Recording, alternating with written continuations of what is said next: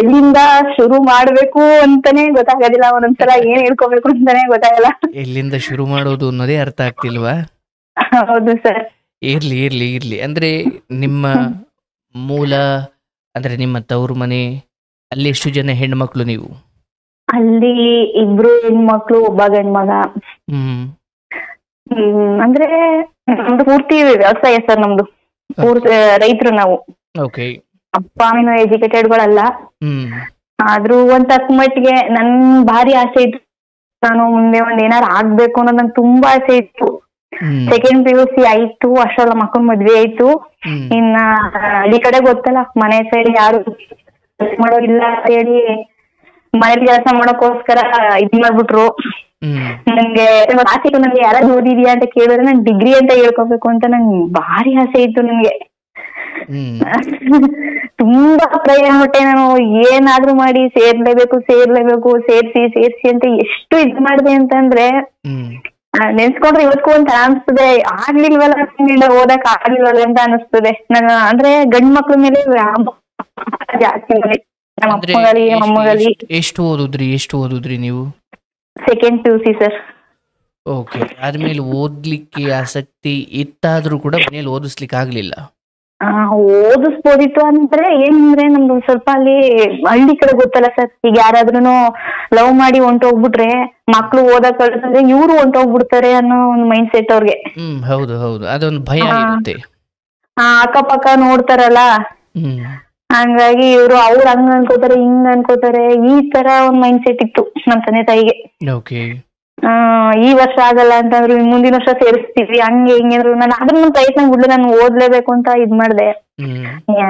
ಆಮೇಲೆ ಆಗ್ಲಿಲ್ಲ, ಸುಮ್ನ ಅದು. ಇನ್ನು ಹಂಗೇನೆ ಅಷ್ಟೊತ್ತಿಗೆ ಒಂದ್ 20 ವರ್ಷಕ್ಕೆ ಮದುವೆ ಮಾಡಿದ್ರು.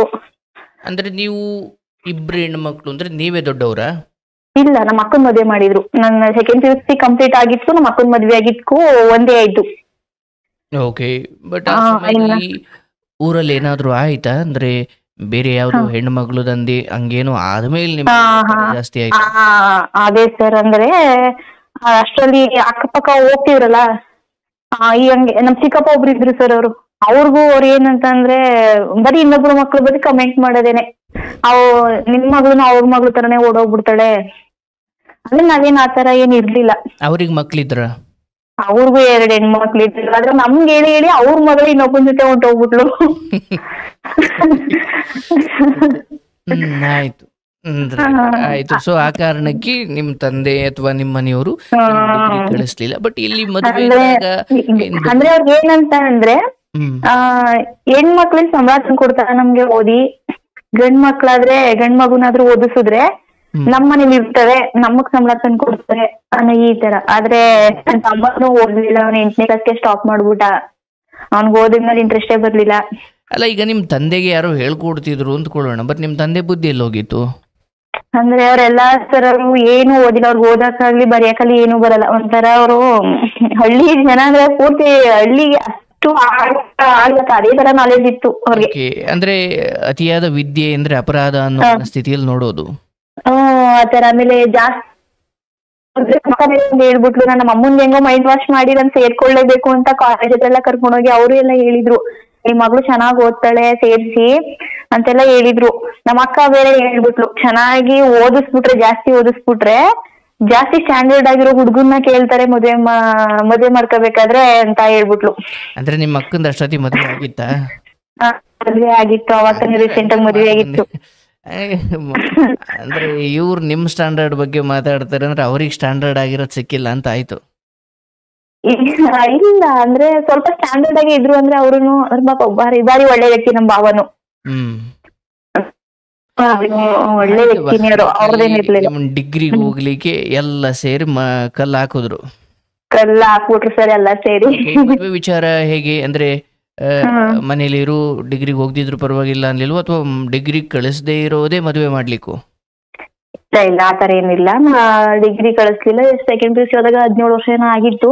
3 ವರ್ಷ ಮನೇಲಿದ್ದೆ. ಮನೆಯಲ್ಲಿ ನಮ್ದೆಲ್ಲ ಪೂರ್ತಿ ವ್ಯವಸಾಯ, ಮನೇಲೆಲ್ಲ ಅಡ್ಗೆ ಮಾಡೋದು, ಕೆಲಸ ಮಾಡೋದು ಇದಾಯ್ತು. ಆಮೇಲೆ ಮದ್ವೆ. ಹಲೋ, ಹೇಳುವ.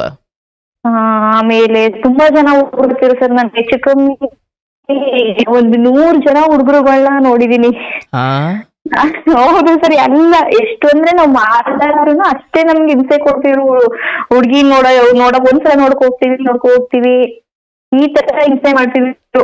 ನಾನು ಒಂದ್ ಕ್ಯೂರಿಯಾಸಿಟಿಗೆ ಎಲ್ಲ ಯಾವ ಊರಿನ ಬರ್ತಾರೆ ಅಂತೆಲ್ಲ ಎಲ್ಲ ಹೇಳಿ ಬರದ್ ಮಡಗಿದೆ. 100 ಜನ ಮೇಲೆ ನೋಡಿದೆ. ಅಲ್ಲ, ಆ 100 ಹುಡುಗರು ನೋಡು ನಿಮ್ಮ ತಾಳ್ಮೆ ಇದೆಯಲ್ಲ. ಅಂದ್ರೆ ನಾವು ಜಾಸ್ತಿ ನಾನು ಎಲ್ಲರ ಹತ್ರ ಬೇಗ ಮಿಂಗಲ್ ಆಗ್ಬಿಡ್ತೀನಿ. ಈ ಬಂದು ಹೋಗೋರ ಹೆಸರು ಊರೆಲ್ಲ ಬರ್ದಿಡ್ತಿದ್ದ. ಎಲ್ಲಾರು ಊರೂರ್ನು ಬರದ್ ಮಾಡ್ತೀವಿ, ಇಂತ ಊರಿಂದ ಬಂದಿದ್ರು ಅಂತ ಹೇಳಿ ಬರದ್ ಮಾಡಕ್ತಿದೆ. ಎಷ್ಟು ಜನ ಬರ್ಬೋದು ನನ್ ಮನೆಗೆ ಅನ್ನೋ ಒಂದ್ ಕ್ಯೂರಿಯಾಸಿಟಿಗೆ ಬರದಿ ಮಾಡಕ್ತಿದೆ. ನಮ್ಮ ಅಪ್ಪ ಅಮ್ಮ ಇಲ್ದೇ ಹೋದ್ರು ನಾನೇ ಅವ್ರನ್ನ ಕರ್ದಿ ಅಂದ್ರೆ ಹುಡುಕ ಬಂದ್ಬಿಡ್ತಿದ್ರಲ್ಲ, ಇಂಥವ್ರ ಮನೆ ಹುಡುಗಿ ಐತೆ ಅಂದ್ರೆ ಹಳ್ಳಿ ಕಡೆ,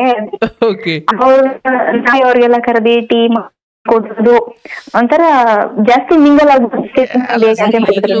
ಬರ್ದಿರೋದು ಇದೆಯಾ?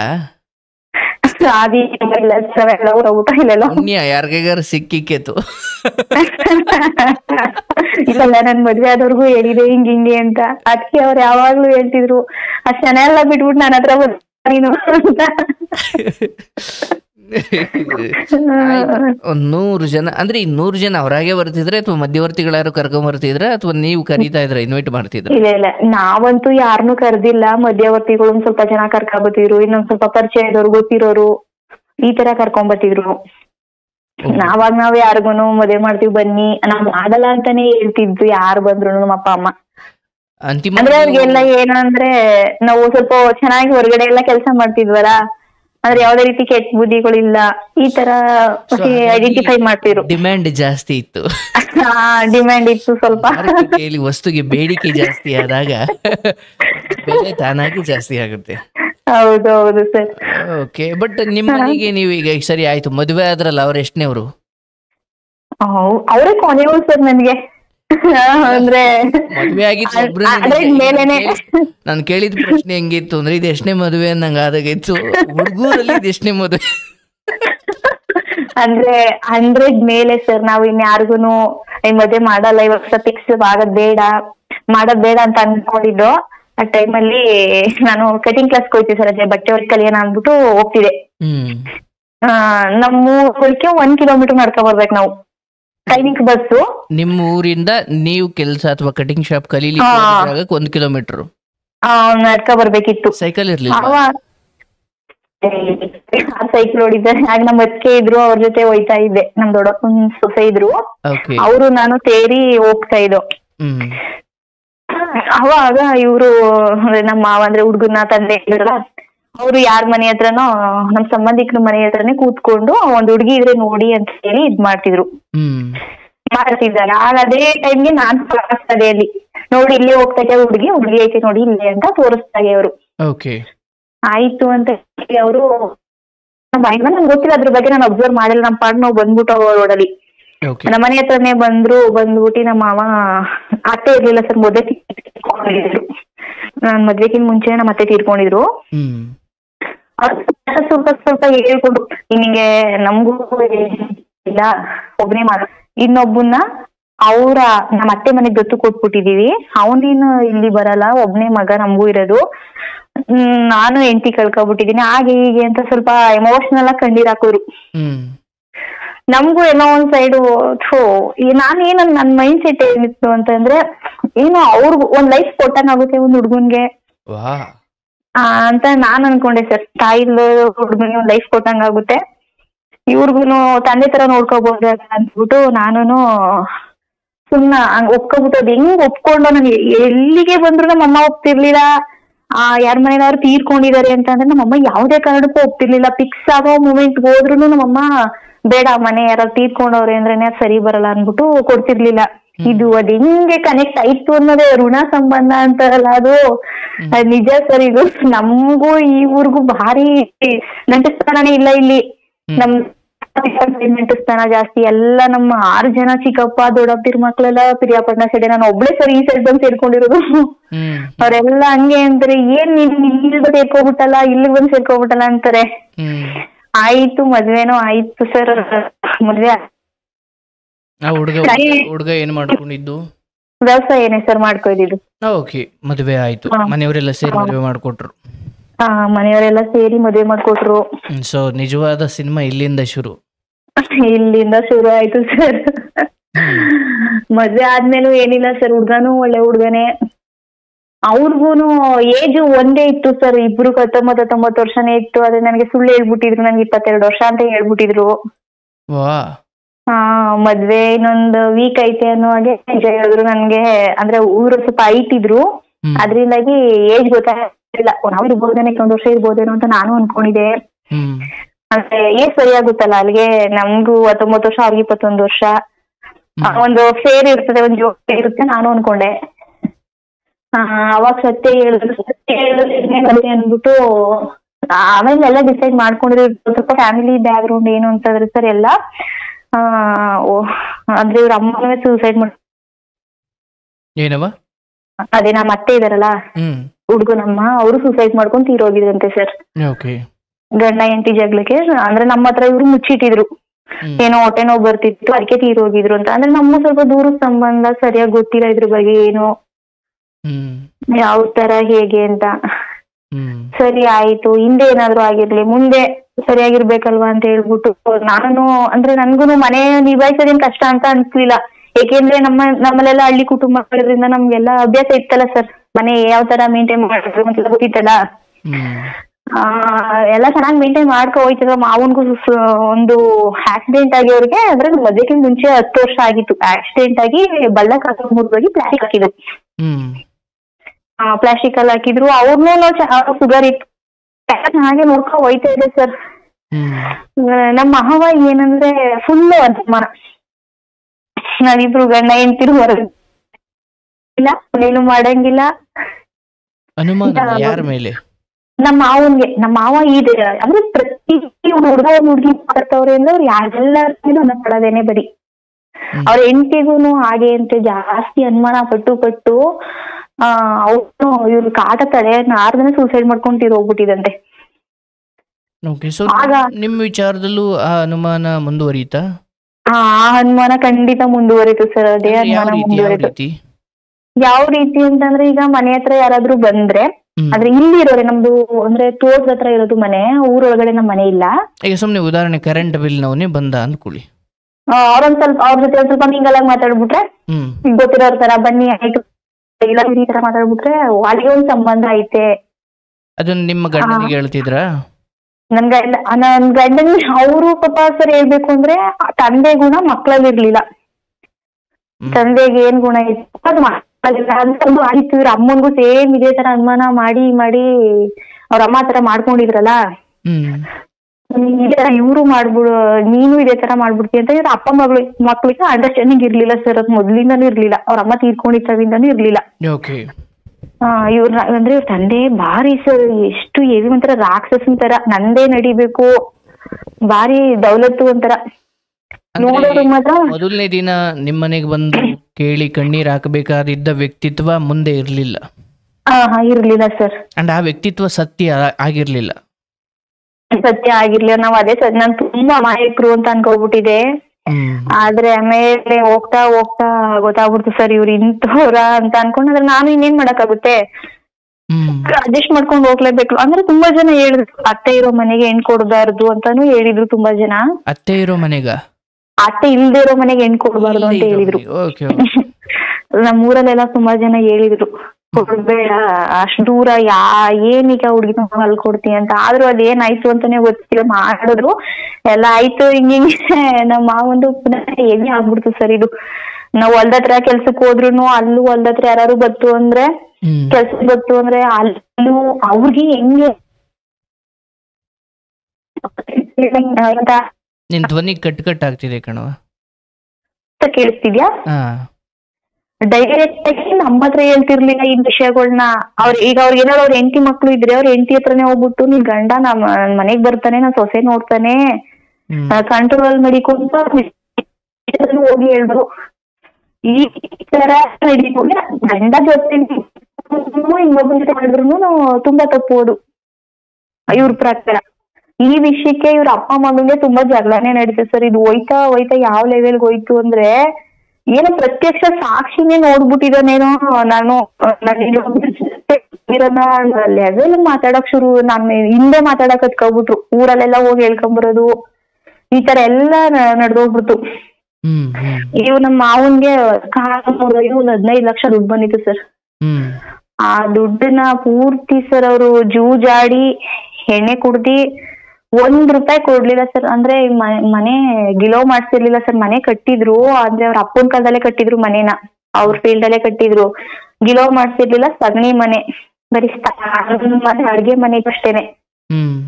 ಅದೆಲ್ಲ ಗಿಲೋ ಮಾಡ್ಸೋಣ ಕೊಡಿ ಅಂತ ಎಲ್ಲ ಇದ್ ಮಾಡುದು ಸರ್. ನಾವು ಎಷ್ಟೊಂದೆಲ್ಲ ಪ್ರಯತ್ನ ಪಟ್ಟೋ, ಆದ್ರೆ ಅವ್ರು ₹1 ಇದ್ ಮಾಡಲ್ಲ ಸರ್. ಎಲ್ಲ ಜೂಜಾಡ್ಕೊಂಡು ಸಾಲ ಮಾಡ್ಕೊಂಡು ಇದಿತ್ತು ಜಮೀನ್ ಮೇಲೆಲ್ಲ ಲೋನ್ ತಗೊಂಡು, ನಾನ್ ಸಂಪಾದನೆ ಮಾಡಿರೋದನ್ನ ಅಹಂ ಜಾಸ್ತಿ ಅವ್ರಿಗೆ.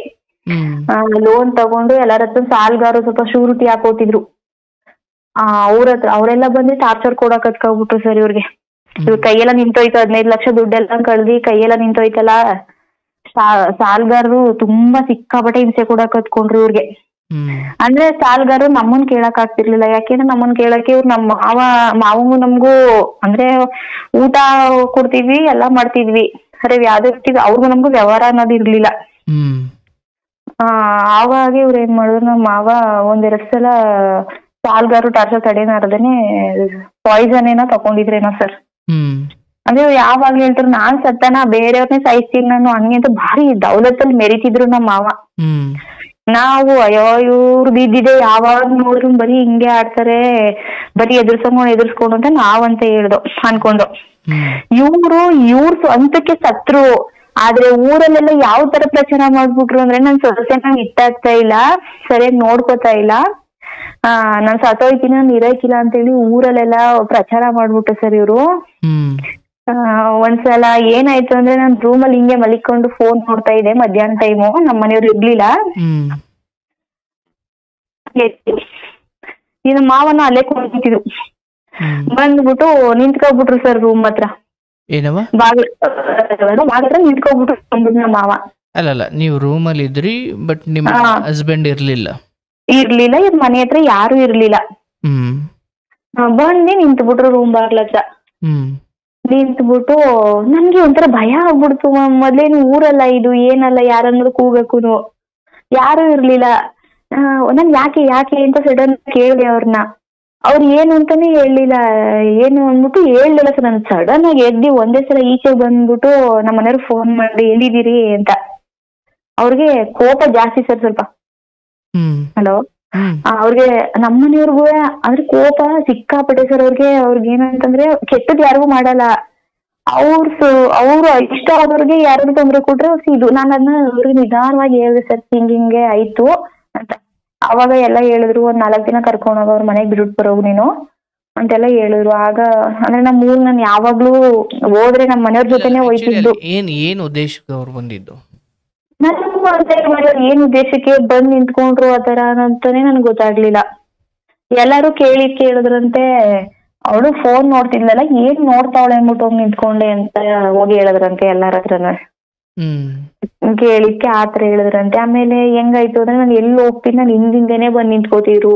ನನ್ನ ಮನೆ ಅಬ್ಸರ್ವ್ ಮಾಡೋದು. ಈಗ ನಮ್ಮ ಅಕ್ಕನ ಜೊತೆ ಮಾತಾಡ್ಲಿ, ನಾನು ಫೋನ್ ನೋಡ್ಲಿ, ಅವಳಿಗೆ ಫೋನ್ ತಗೊಟ್ಟಿದೀನಿ ಅಂತ ಕೇಳೋದು. ಅವಳಿಗೆ ಏನ್ ಮಾಡಕ್ ಫೋನ್ ತಗೊಟ್ಟಿದೀನಿ ನೀನು ಅಂತ ಮಗನ್ ಕೇಳೋದು. ಮಗ ಏನು ಅಂತಂದ್ರೆ ಅಪ್ಪನ್ಗೆ ಸಪೋರ್ಟ್ ಮಾಡ್ತಿರ್ಲಿಲ್ಲ ಸರ್. ಗೊತ್ತಿತ್ತಲ್ಲ ಅವ್ರಿಗೆ ನಾನು ಏನು ಅಂತ. ನಾನು ಅಲ್ಲೂ ಹೇಗೆ ಜಮೀನಲ್ಲೆಲ್ಲ ಕೆಲಸ ಮಾಡ್ಕೊಂಡು ಮನೆ ನಿಭಾಯಿಸ್ಕೊಟ್ರಿ, ಇಲ್ಲೂ ಸೇಮ್ ಅದೇ ತರ ಇದೆ. ನನ್ ಜವಾಬ್ದಾರಿ ಜಾಸ್ತಿ ಇತ್ತು ಸರ್. ನಾವ್ ಹಂಗಿರ್ಬೇಕು, ಒಂದ್ ಮನೆ ಮಾಡ್ಕೋಬೇಕು ಅಂತ ತುಂಬಾ ಆಸೆ ಇತ್ತು ನಮ್ಗೆ. ನಮ್ಮ ಮಾವ ಹಿಂಗೆ ಇದಕ್ಕಿದಂಗೆ ಸಾಲ ಮಾಡ್ಕೊಂಡು ಒಂದಿನ ನಾವ್ ಮಲಗಿದ್ದು ಬೆಳಗಿನ ಜಾವ 5:30 ಹೋಗಿ ನೇಣಾಕೋಗ್ಬಿಟ್ಟಿದ್ರು ಸರ್ ಕೊಟ್ಕೆಲಿ.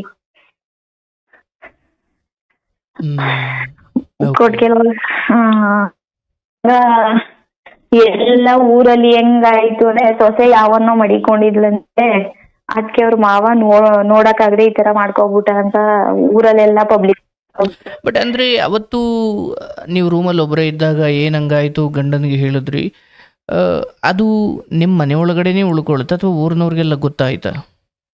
ಈ ವಿಷಯ ಊರ್ನವ್ರಿಗೆಲ್ಲ ಗೊತ್ತಾಗ್ಲಿಲ್ಲ ಸರ್. ಇದು ಅಂದ್ರೆ ನಾವು ಯಾರ ಹತ್ರ ನಮ್ಮ ಮನೆ ಸುದ್ದಿನ ಹೇಳ್ಕೊಟ್ಟು ಹೋಗ್ತಿರ್ಲಿಲ್ಲ. ಓಕೆ. ನಮ್ಮ ಮಾವ ಏನ್ ಮಾಡ್ತಿದ್ರು ಅಂದ್ರೆ, ತವ್ರ ಮನೆಗೆ ಹೋಗಿದ್ದು ಸತ್ಯನಾ? ಹಾ ಸರ್ ಹೋಗಿ ಸತ್ಯ. ನಮ್ಮ ಮನೆಯವರೇ ಬಿಟ್ಕೊಟ್ರು, ನನ್ ಬೇಡ ಅಂತಂದೆ. ಇಲ್ಲ ಒಂದ್ 4 ದಿನ ಹೋಗು, ಸುಮ್ನೆ ಏನಿಗ್ ಜನ, ನನ್ಗೂ ಮೊದ್ಲೇ ಕೋಪ ತಡೆಯಕ್ ಐಕಿಲ್ಲ, ಒಂದ್ 4 ದಿನ ಹೋಗು ಅಂತ ಹೇಳ್ಬಿಟ್ಟು ಬಿಟ್ಕೊಟ್ರು. ಓಕೆ. ಬಟ್ ಆಮೇಲೆ ನಮ್ಮ ಮಾವನೇ ಅಂದ್ರು ಅವ್ರಿಗೆ, ನಮ್ಮ ಅಪ್ಪ ಅವ್ರಿಗೆ, ಏನಂತ?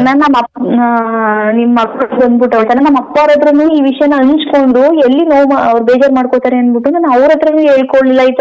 ಈ ತರ ನಾನ್ ಮಲಗಿದೆ ಬಂದಿದ್ರು ಅಂತ ಅವ್ರ ಹತ್ರನು ಹೇಳ್ಕೊಳ್ಳಿಲ್ಲ ನಾನು. ಬಟ್ ನಿಮ್ಗೆ ಅನ್ಸುತ್ತಾ ಅವತ್ತಿಗೆ ಅವ್ರ ಹೃದಯ ಅಥವಾ ಅವ್ರ ಕಣ್ಣಲ್ಲಿ ಕಾಮ ದೃಷ್ಟಿ ಇತ್ತು ಅಂತ? ಹಾ ಸರ್, ನನ್ಗೆ ಅನ್ಸ್ತು ಸರ್. ಅಂದ್ರೆ ನನ್ ಎಲ್ಲಿ ಹೋದ್ರು ನನ್ನ ಒಂದು ಟಾಯ್ಲೆಟ್ ಕೋರಿ ಹಿಂದಿಂದೇನೆ ಬರ್ತಿದ್ರು. ನನ್ಗೆ ಅನ್ಸ್ತಿತ್ತು ಎಲ್ಲ ಥಿಂಕ್ ಮಾಡ್ಬಾರ್ದು ನಾವು ಒಬ್ರ ಬಗ್ಗೆ ಗೊತ್ತಿಲ್ದೇನೆ ಅಂತ, ಈ ತರ ಯೋಚನೆ ಮಾಡ್ತಿದ್ದೆ ನಾನು. ಅವ್ರದ್ದು ತೀರ್ಕೊಂಡು ಊರಲ್ಲೆಲ್ಲ ಸುದ್ದಿ ಆಗ್ತು. ಏನಂದ್ರೆ ನಂಗೆ ಅಷ್ಟು ಸುದ್ದಿ ಒಬ್ಬರು ಗಂಡ ಅದನ್ನೊಬ್ಬ ನಮ್ ಜೊತೆಗೆ ಅವನಲ್ಲ ಅನ್ನೋ ಒಂದ್ ಧೈರ್ಯ ಇತ್ತು ಸರ್ ನನ್ಗೆ. ನನ್ ಬಗ್ಗೆ ಏನು ಯಾವತ್ತೂ ಕೆಟ್ಟಾಗಿ ಹೇಳಿಲ್ಲ. ಇಷ್ಟ್ ಜನ ಎಲ್ಲ ಹೇಳಿದ್ರು ಅವ್ರು ನನ್ನ ಹೆಂಡತಿ ಏನು ಅಂತ ನನ್ಗೆ ಗೊತ್ತು ಅಂತಾನೆ ಹೇಳಿದ್ರಲ್ಲ ಅನ್ನೋ ಒಂದು ಖುಷಿ ಇತ್ತು. ನಮ್ಮ ಮಾವ ತೀರ್ಕೊಂಡ್ರು ಸರ್. ತೀರ್ಕೊಂಡ್ಮೇಲೆ ಒಂದ್ 7 ತಿಂಗಳಿಗೆ ಮೈದ ಇದ್ದವ್ವ, ಅವನು ಒಂದ್ ಹುಡ್ಗಿ ಲವ್ ಮಾಡ್ತಿದ್ದ. ಇದು ಒಂದೇ ಮನೆ, ಆ ಮನೇನು ಗಿಲವ್ ಆಗಿರ್ಲಿಲ್ಲ. ನನ್ಗೆ ಮನೇಲಿ ಭಾಗ ಬೇಕು, ನನ್ ಮದ್ವೆ ಆಗ್ಬೇಕು ಅಂತ ಹೇಳ್ದ. ಅವಾಗ ಸರಿ ಆಯ್ತು ಅಂದ್ಬಿಟ್ಟು ಹೊಗೆ ಸೊಪ್ಪು ಬೇಯಿಸ್ತಾರೆ, ಬೇರೆನೋ ಗೊತ್ತಾ ನಿಮ್ಗೆ? ಅದು ಪಕ್ಕದಲ್ಲೇ ಇತ್ತು. ಇಬ್ರು ಸೇರಿ ಕಟ್ಟದೋಸ್ತ, ಅವನ್ಗೊಂದ್ ಸಪ್ರೇಟ್ ಆಗಿ ಮನೆ ಮಾಡ್ಕೊಂಡ್ವಿ, ನಮ್ಗೊಂದ್ ಸಪ್ರೇಟ್ ಆಗಿ ಮನೆ ಮಾಡ್ಕೊಂಡ್ವಿ. ಆ ಮನೆ ಮಾಡ್ಕೋಬೇಕಾದ್ರು ಊರಲ್ಲಿ ಸ್ವಲ್ಪ ಅಂದ್ರೆ ನಮ್ಮ ನೋಡ್ತಿರೋರು ಯಾವ್ದೇ ರೀತಿ ನಮ್ಗೆ ಯಾವ್ದೇ ಜಮೀನ್ ಮೇಲೆ ಲೋನ್ ಇಲ್ಲ, ಏನಿಲ್ಲ ಸರ್ ನಮ್ಗೆ. ಅವ್ರ ಹತ್ರ ಜನಗಳ ಹತ್ರ ಒಂದ್ 10 ಲಕ್ಷ ಸಾಲ ಮಾಡ್ದು. ಸಾಲ ಮಾಡಿ ಇಬ್ರು ಒಂದೊಂದ್ ಮನೆ ಮಾಡ್ಕೊಂಡ ಸರ್. ನಮ್ ಮನೆಯವ್ರಿಗೆ ಏನಾಯ್ತು ಅಂತಾನೆ ಗೊತ್ತಿಲ್ಲ ಸರ್. ಇದ್ದಕ್ಕಿದ್ದಂಗೆ ಕುಡಿತಾರೆ ಅಂತ ಎಲ್ಲಾ ಹೇಳ್ತಿದ್ರು, ಆದ್ರೆ ನನ್ನ ಹತ್ರ ಯಾವಾಗ್ಲೂ ತೋರ್ಸ್ಕೊಂಡಿರ್ಲಿಲ್ಲ ಕುಡಿಯೋದ್ನ. ಒಂಥರ ವಿಚಿತ್ರವಾಗಿ ಸರ್, ಅವ್ರ ಅಪ್ಪ ತೀರ್ಕೊಂಡ್ಮೇಲೆ ಒಂದ್ 6-7 ತಿಂಗಳು ಮನೆ ಎಲ್ಲ ಮಾಡಿದ್ಮೇಲೆ ಒಂದ್ಸಲ ಹಿಂಗೆ ಶಿವರಾತ್ರಿ ಹಬ್ಬ ಅವತ್ತು ಸ್ನಾನದ ಮೇಲೆ ಕುತ್ಕೊಂಡು ಫೋನ್ ಹಾಕೊಂಡು ಬಾಗ್ಲೆಲ್ಲ ಲಾಕ್ ಮಾಡ್ಕೊಂಡು ಒಂಥರ ವಿಚಿತ್ರವಾಗಿ ಕಿರ್ಚ್ಕೊಂಡು ಇದ್ ಮಾಡ್ತಿರು ಸರ್. ಕೈ ಕಾಲೆಲ್ಲ ಒಂದೊಂದ್ ಸೈಡ್ಗೆ ಆಗೋಗ್ಬಿಟ್ಟಿತ್ತು, ಒಂಥರ ಸ್ಟ್ರೋಕ್ ಹೊಡೆದವ್ರ ತರ ಆಗೋಗ್ಬಿಟ್ಟಿತ್ತು ಕೈ ಕಾಲೆಲ್ಲ. ಆಗ ನಮ್ಮ ಮಾವನ ಅಣ್ಣ ಇದ್ರು ಪಕ್ಕದಲ್ಲಿ, ಅವ್ರನ್ನೆಲ್ಲಾ ಕೂಗಿ ಬನ್ನಿ ಇಲ್ಲಿ ನೋಡಿ ಇಲ್ಲಿ ಅಂತೆಲ್ಲ ಇದ್ ಮಾಡಿದ್ಮೇಲೆ ಅವರೆಲ್ಲ ಏನ್ ಮಾಡಿದ್ರು ಸರ್, ಸುಮ್ನೆ ಕೆಟ್ಟ ಕಿರ್ಚುತ್ತವ್ರ ಹಂಗೆ ಹಿಂಗೆ ಅಂತ ಹೇಳ್ಬಿಟ್ಟು ಅವ್ರ ಅಪ್ಪ ಕಿರ್ಚಿದ್ರು ಸರ್. ಆ ತರ ಕಿರ್ಚುತ್ತಾ ಇದ್ರು. ಅವಾಗ ನಮ್ಮ ಮಾವನ ಅಣ್ಣ ಅಂತ ಹೇಳಿದ್ನಲ್ಲ, ಅವರು ಯಾಕೆ ಏನು ಅಂತ ಹೇಳ್ಬಿಟ್ಟು ಕೆನ್ನೆಗೊಂದ್ ಏಟ್ ಹೊಡೋರು ಸರ್. ಕೆನ್ನೆಗೊಂದ್ ಏಟ್ ಹೊಡೆದಾಗ ಅವ್ರಿಗೆ ಅವ್ರ ಮೇಲೆ ಕಂಟ್ರೋಲ್ ಇರ್ಲಿಲ್ಲ, ಒಂಥರ ಪ್ರಜ್ಞೆ ತಪ್ಪೋರಂಗ ಆದ್ರು. ನಮ್ಮ ಮಾವನ ಹೆಸರು ಕೆಂಪರಾಜ ಅಂತ. ನಾನು ಕೆಂಪರಾಜ, ನಾನ್ ಬಿಡಕ್ಕಿಲ್ಲ ಇವನ್ನ, ತಗೊಳ್ಳೋ ಗಂಟ ಬಿಡಲ್ಲ ಇವನ್ನ, ನನ್ ಮಗ ನನ್ಗೆ ಭಾರಿ ಹೊಟ್ಟೆ ಉರ್ಸಾನೆ. ಅಂದ್ರೆ ಒಂದ್ ನಿಮಿಷ ಅಂದ್ರೆ ಆ ಸಮಯದಲ್ಲಿ ಮಾವ ಏನ್ ವರ್ತಿಸ್ತಾ ಇದ್ರು, ಏನ್ ಪದ ಪ್ರಯೋಗ ಮಾಡ್ತಾ ಇದ್ರು, ಆ ವ್ಯಕ್ತಿ ನಿನ್ ಗಂಡ ಅಲ್ಲಿ ಮಾಡ್ತಿದ್ದ? ಹೌದು ಸರ್, ಆತರ ಮಾಡಿದ್ರು.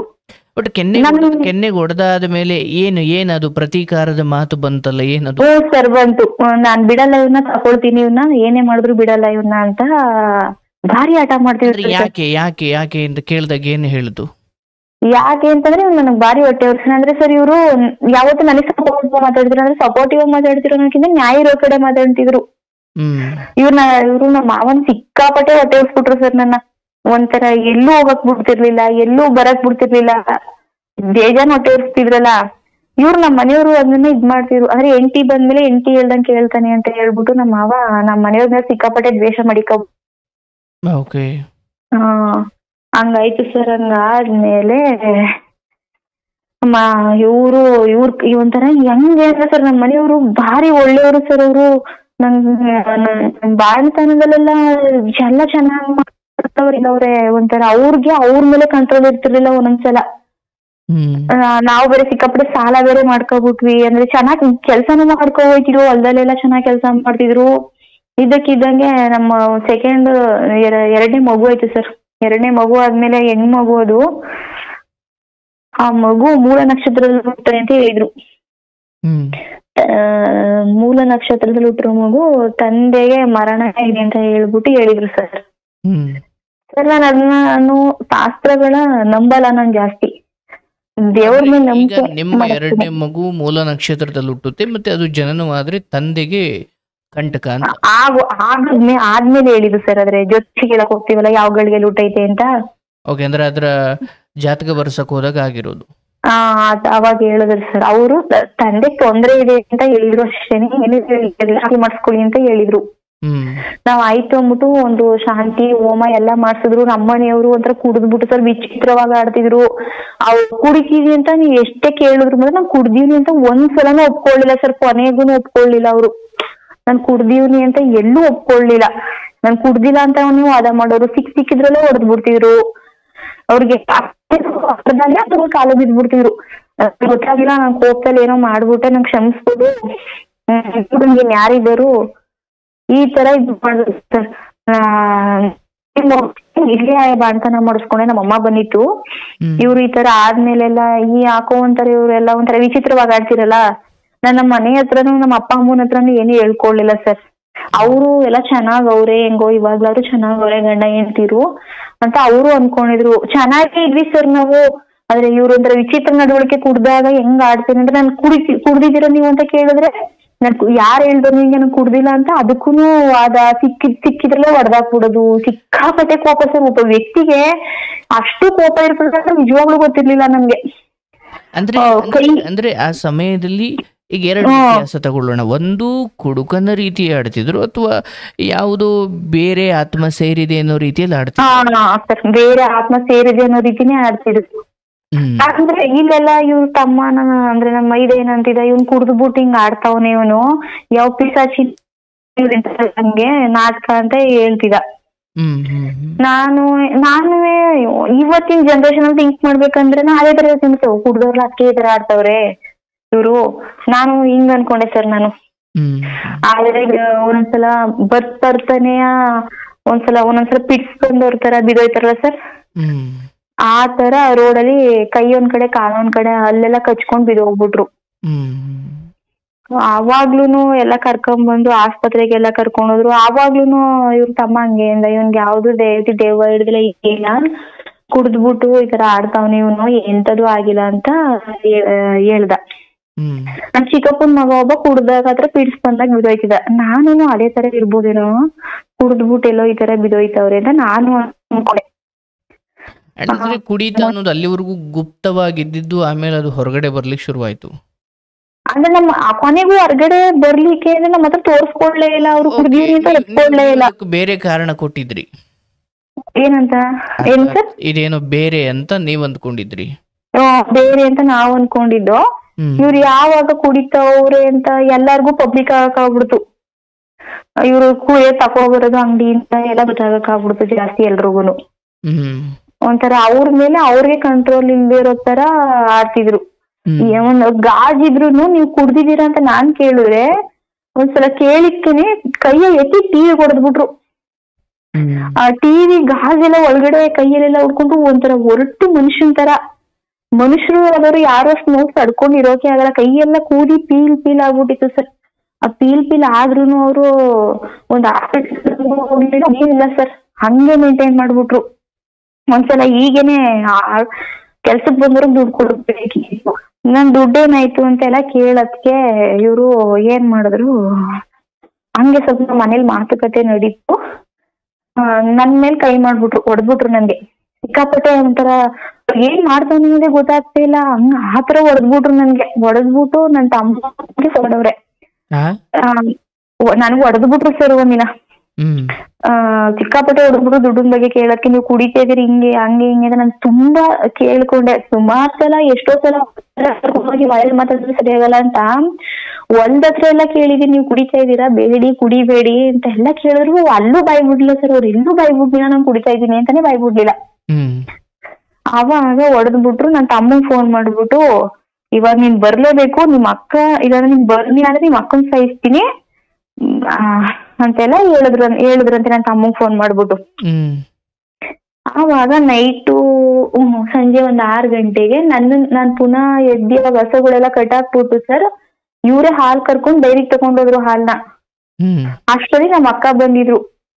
ಸಗಣಿ ಎಲ್ಲ ಕೊಟ್ಕೆರೆಗ್ ಬಿದ್ದಿತ್ತು, ನನ್ಗೆಲ್ಲ ಹೊಡೆದ್ಬಿಟ್ಟಿರ್ಲ, ಜಗಳ ಆಡ್ಕೊಂಡ್ ಮಲಗ್ ಆಗಲ್ಲ ಅನ್ಬಿಟ್ಟು ಪುನಃ ನಾನು ಹೊಡೆದೇಳ್ಸ್ಬಿಟ್ಟು ಹೋಗಿ ಸಗಣಿ ಬಾಚೋಗು ಅಂದ್ಬಿಟ್ಟು ಅಂದ್ರೆ ವಿಚಿತ್ರವಾಗಿ ಆಡ್ಬಿಟ್ರು ಸರ್ ಅವ್ರು. ಯಾವಾಗ್ಲೂ ಆತರ ಇರ್ಲಿಲ್ಲ. ಹೊಡ್ದಿ ನಾನು ಆಗ ಸಗಣಿ ಎಲ್ಲ ಹಾಕ್ಬಿಟ್ಟು ಹುಲ್ಲು ಹಾಕ್ಬಿಟ್ಟು ಮನೆಗೆ ಬಂದೆ. ನಮ್ಮ ಅಕ್ಕ ಬಂದ್ರು, ಯಾಕೆ ಅಂತ ಅಂದು ನನ್ ಯಾರ ಹತ್ರನು ನನ್ ಎಲ್ಲಾರು ಹೊರಗಡೆ ತೋರ್ಸ್ಕೊತಿರ್ಲಿಲ್ಲ. ನೋಡೋರ್ ಕಣ್ಗೆ ಇವ್ರು ಪರವಾಗಿಲ್ಲ ಅನ್ನೋ ತರನೇ ಇದ್ವಿ. ಆಗ ಕೇಳಕ್ಕೆ ಇವ್ರ ಏನ್ ಮಾಡಿದ್ರು, ಹೋಗಿ ಸ್ನಾನ ಮಾಡಿ ಕುತ್ಕೊಬಿಟ್ಟು ನಮ್ಮ ಅಕ್ಕ ಕುಡ್ದಿ ಟೈಟ್ ಆಗ್ಬಿಟ್ಟವ್ರೆ ಪೂರ್ತಿ. ಬೆಳಿಗ್ಗೆ ಎಲ್ಲ ಸಂಜೆ 6 ಗಂಟೆ ಬೆಳಿಗ್ಗೆನೆ ಕುಡಿತಿದ್ರಂತೆ. 6 ಗಂಟೆಗೆನೆ ಕುಡಿತಿದ್ರಂತೆ ಸರ್ ಇವ್ರು. ನಾವ್ ಯಾವತ್ತೂ ನೋಡಿಲ್ಲ. ಹೇಳ್ತಾರಲ್ಲ ತಕ ಬಂದಾಗ ಈ ತರ ಆಯ್ತು ಅಂತ ಹೇಳಿದ್ರಲ್ಲ, ಅವರಿಂದ ಗೊತ್ತಾಗಿದ್ದು. ಅವಾಗ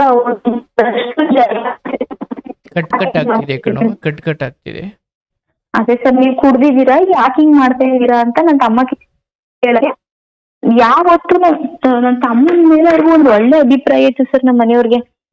ಯಾವತ್ತೂ ನಾವ್ ಎಷ್ಟೇ ಜಗಳ ಆದ್ರೂ ನನ್ ಬಾಮ ಇದ ಅಂತ ಭಾರಿ ಪ್ರೀತಿಯಿಂದ ಇರ್ತಿದ್ರು. ಏನೂನು ಮನ್ಸಲ್ಲಿ ಮಡಿಕೊತಿರ್ಲಿಲ್ಲ ಅವ್ರು. ಆವಾಗ ಯಾಕೆ ಏನು ಅಂತ ಕೇಳಕ್ಕೆ ನಮ್ಮ ಅಕ್ಕ ನಿಂತಿದ್ಲು ಬಾಗ್ಲ ಹತ್ರ.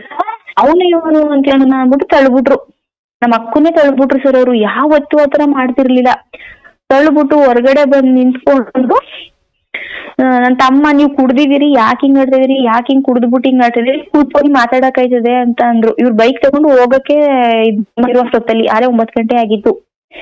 ಅವಾಗ ಎತ್ತಿ ಕಿಟಕಿಗೆ ಕೈ ತಗೊಂಡು ಗ್ಲಾಸ್ ಹೊಡೆದ್ಬಿಟ್ರು ಸರ್. ಕುಡ್ದಿದ್ಯಾ ಅಂತ ನೀನು ಕೇಳ್ತೀಯ ನನ್ನ?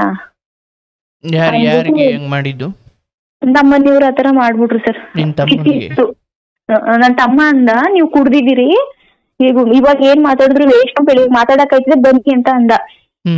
ನೀನು ನನ್ ಕುಡ್ದಿದಿ ಅಂತ ಹೇಳ್ತೀಯ ನಿಮ್ ಅಕ್ಕನ್ ಮಾತ್ ಕಟ್ಕೊಂಡು ಅನ್ಬಿಟ್ಟು ಕೈ ತೆಗ್ದಿ ಕಿಟಕಿಗೆ 2 ದಪ ಹೊಡೆದ್ಬಿಟ್ರು ಸರ್. ಅವ್ರ ಕೈನೇ ತೆಗ್ದಿ. ರಕ್ತ ಹೆವಿ ಸೋರಕ್ ಆಗ್ಬಿಡ್ತು. ಆಗ ಹಾಸ್ಪಿಟ್ಲ್ ಕರ್ಕೊಂಡೋದ್ರು. ಅಲ್ಲಿ KR ನಗರದಲ್ಲಿ ಆಗಲ್ಲ ಅಂತ ಹೇಳಿದ್ರು. ಮೈಸೂರ್ಗ್ ಹೋದ್ರು ಸರ್. ಮೈಸೂರ್ ಕರ್ಕ ಹೋದ್ರು. ಅಲ್ಲಿ ಹೇಳಿದ್ರು ನರ ಕಟ್ಟಾಗ್ಬಿಟ್ಟೈತೆ, ಕೈಯೇ ಬರೋ ಡೌಟು ಅಂತೆಲ್ಲ ಹೇಳಿದ್ರು. ಸರಿ ಆಯ್ತು ಅನ್ಬಿಟ್ಟು ಅಷ್ಟರಲ್ಲಿ ನಮ್ಮ ಮನೆಯವ್ರ ತಮ್ಮನ್ವೇ ಎಲ್ಲೋ ಬೆಂಗ್ಳೂರ್ಗ್ ಹೋಗಿದ. ಅವನು ಬಂದ. ಅವನು ಹೇಳ್ದ, ಇವನು ಬುದ್ಧಿ ಕಲಿಯಲ್ಲ, ನೀವೆಲ್ಲ ಮಾರಾಕ್ಬಿಟ್ಟು ಸುಮ್ನೆ ಒಂದಷ್ಟು ದಿನ ನಿಮ್ ಊರ್ಗ್ ಹೋಗ್ಬಿಡಿ. ಎಷ್ಟ್ ಹೇಳಿದ್ರು ಕೇಳ್ತಾ ಇಲ್ಲ, ಸುಮ್ನೆ ಯಾಕೆ ಇಷ್ಟ ಕಷ್ಟ ಪಡ್ತೀರ? ಅವ್ರಿಗೆಲ್ರಿಗೂ ಗೊತ್ತಿತ್ತು ನಾನ್ ಎಷ್ಟ್ ಕಷ್ಟ ಪಡ್ತಾವನಿ ಅನ್ನೋದೆಲ್ಲ. ಹೊಲದಲ್ಲೆಲ್ಲ ಚೆನ್ನಾಗ್ ಗೊತ್ತಿತ್ತಲ್ಲ, ಅದ್ರಿಂದ ಆತರ ಹೇಳಿದ್ರು. ನೀವ್ ಹೋಗ್ಬಿಡಿ, ಇದೊಂದ್ಸಲ ಲಾಸ್ಟ್ ಚಾನ್ಸ್ ಇವನ್ಗೆ, ಇದೊಂದ್ಸಲ ವಾಸಿ ಆದ್ಮೇಲೆ ಅಂತ ಎಲ್ಲ ಹೇಳಿದ್ರು. ಆಯ್ತು ಅನ್ಬಿಟ್ಟು ಆಪರೇಷನ್ ಎಲ್ಲ ಮಾಡಿಸ್ತಾರೆ. ನಾನ್ ಮಾತಾಡ್ಲಿಲ್ಲ, ಫೋನಲ್ಲಿ ಮಾತಾಡ್ಲಿಲ್ಲ, ನೋಡಕ್ಕೂ ಹೋಗಿಲ್ಲ. ಈ ತರ ಎಲ್ಲ ಮಾಡ್ಬಿಟ್ರಲ್ಲ, 1 ರೂಪಾಯಿ ಕಷ್ಟಪಟ್ಟಿದೀನಿ ಸಾಲ ತೀರ್ಸೋಕೋಸ್ಕರ, ಈ ತರ ಎಲ್ಲ ಮಾಡ್ಕೊಬಿಟ್ರಲ್ಲ. 1 ಲಕ್ಷ ರೂಪಾಯಿ ತನಕ ಖರ್ಚಾಗ್ಬಿಡ್ತು. ನಾವು ಹೊಲದಲ್ಲೆಲ್ಲ ಹೋಗಿ ಕೆಲಸ ಮಾಡ್ತೀವಿ, 100 ರೂಪಾಯಿ ಕೊಟ್ರೆ ಹೋಗುತ್ತೆ ಆಳ್ಗಳಿಗೆ ಅಂತವಾ, ಈ ತರ ಮಾಡ್ಬಿಟ್ರಲ್ಲ, 1 ಲಕ್ಷ ರೂಪಾಯಿ ಖರ್ಚಾಯ್ತಲ್ಲ. ಹೆಂಗೋ ಈ ವರ್ಷ ಸಾಲನಾರು ತೀರ್ಸ್ಕೊಂಡ್ ನೆಮ್ಮದಿ ಆಗ್ಬೋದು ಅಂತ ಅನ್ಕೊಂಡಿದ್ದೋ. ಆ ತರ ಮಾಡ್ಬಿಟ್ರಲ್ಲ ಅಂದ್ಬಿಟ್ಟು ನೋಡಕ್ ಹೋಗಿ ನಮ್ಮ ಅಮ್ಮ ಅವ್ರು ನೋಡಕ್ ಹೋಗಿದ್ರಂತೆ. ನಿಮ್ ಮಗಳು ಒಂದ್ ಫೋನ್ ಮಾಡಿದಳ ನೋಡಿ, ನನ್ಗೆ ಮಾತಾಡಿಲ್ಲ ಅಂತೆಲ್ಲ ಹೇಳಿದ್ರಂತೆ. ಅದಕ್ಕೆ ನಮ್ಮ ಅಮ್ಮಗ ಮಾತಾಡು, ಇನ್ನೇನ್ ಮಾಡ್ತೀಯಾ, ವರ್ಮ ಮಡಿಕೊಂಡಿಲ್ಲ, ಏನೋ ಕಾಪ್ತಲ್ಲ ಮಾಡ್ಬಿಟ್ಟವ್ರೆ ಅಂತ ಎಲ್ಲ ನಮ್ಮಮ್ಮ ಇದ್ ಮಾಡ್ತು. ಆಗ ಸರಿ ಅಂದ್ಬಿಟ್ಟು ಮಾತಾಡ್ದೆ ಸರ್. ನಾನು ಮಾತಾಡದೆ ಮನೆಗೆಲ್ಲ ಬಂದ್ರು. ಮನೆಗ್ ಬಂದ ಮೇಲೂನು ಎಡ್ದ ಕೈಯಲ್ಲೇ ಸರ್, ಒಬ್ಬ ಮನುಷ್ಯನ್ಗೆ ನಿಜವಾಗ್ಲೂ ಅಷ್ಟು ತಾಕತ್ ಇರುತ್ತ ಅಂತಾನೆ ಗೊತ್ತಿಲ್ಲ ಸರ್. ಎಡ್ದ ಕೈಯಲ್ಲೇ 3 ಹಸುಗಳು ಇಟ್ಕೊಂಡೋಗಿ ಹೊಲತ್ರ ಕಟ್ಟಾಕ್ಬಿಟ್ಟಿದ್ರು. ಬಂದು 1 ವಾರ ಸರ್ ಯಾವುದೇ ರೀತಿ ಹ್ಯಾಬಿಟ್ಸ್ ಇಲ್ದೇನೆ ಇದ್ರು. ಅದಾದ್ಮೇಲೆ ನಾವ್ ಜೋಳ ಹಾಕಿದ್ವು ಸರ್. ಎಡ್ದ ಕೈಯಲ್ಲೇ ಟ್ಯಾಕ್ಟರ್ ಓಡಿಸ್ತಿದ್ರು. ಎಡ್ದ ಕೈಯಲ್ಲೇನೆ ಟ್ಯಾಕ್ಟರ್ ಓಡಿಸ್ಕೊಂಡು ಜೋಳ ಎಲ್ಲ ಏರ್ಕ ಬಂದಿ ಮನೆ ಹತ್ರ ಎಲ್ಲ ಸುರ್ದಿ, ಆಮೇಲೆ ಕೈ ಟೆಸ್ಟ್ಗೆ ಅಂದ್ಬಿಟ್ಟು ವಾರಕ್ಕೊಂದೊಂದ್ಸಲ ಮೈಸೂರ್ಗೆ ಹೋಯ್ತಿದ್ರು. ಒಬ್ರೇ ಹೋಯ್ತಿದ್ರು ಮೈಸೂರ್ಗೆ. ಹೋದಾಗ ಇವ್ರು ಸರ್ ಅಲ್ಲೇ ಕುಡ್ಕೊಂಡ್ ಬರ್ತಿದ್ರು ಅಂತ ಅನ್ಸುತ್ತೆ. ಒಂಥರ ಕುಡ್ದಾಗ ಸರ್ ಈ ತರನು ವ್ಯಕ್ತಿಗಳು ಇರ್ತಾರ ಅನ್ಸ. ಒಂಥರ ಹೆಂಗೆ ಅಂದ್ರೆ ಊಟ ಇಕ್ಲ ಅಂದ್ರೂ ಜಗಳ. ಒಂಥರ ಎಲ್ಲದಕ್ಕೂ ಅವ್ರಿಗವ್ರೆ ಹೊಡ್ಕೊಬಿಡುದು, ಕೈ ತಿಂದಿ ತಗೊಂಡ್ ಮಂಚು ಕೊಡ್ಕೊಬಿಡುದು. ಆ ಕೈ ಏಟಾಗೈತೆ, ನಮ್ ಕಷ್ಟ, ಎಲ್ಲಿ ಕೈ ಬರಲ್ಲ ಅಂತ ಹೇಳವ್ರೆ ಮೊದ್ಲೆಯ. ಬಂದ್ಬಿಟ್ರೆ ಸಾಕು ಕೈ ಅಂತ ನಮ್ ಕಷ್ಟ. ಇವ್ರು ಕೈನೇ ತೆಗ್ದಿ ಹೊಡೆದ್ ಬಿಡೋದು, ಗೋಡೆಗೆ ಹೊಡ್ಕೊಬಿಡೋದು ಕೈ ತೆಗ್ದಿ. ಈ ತರ ಎಲ್ಲಾ ಮಾಡ್ತಿದ್ರು.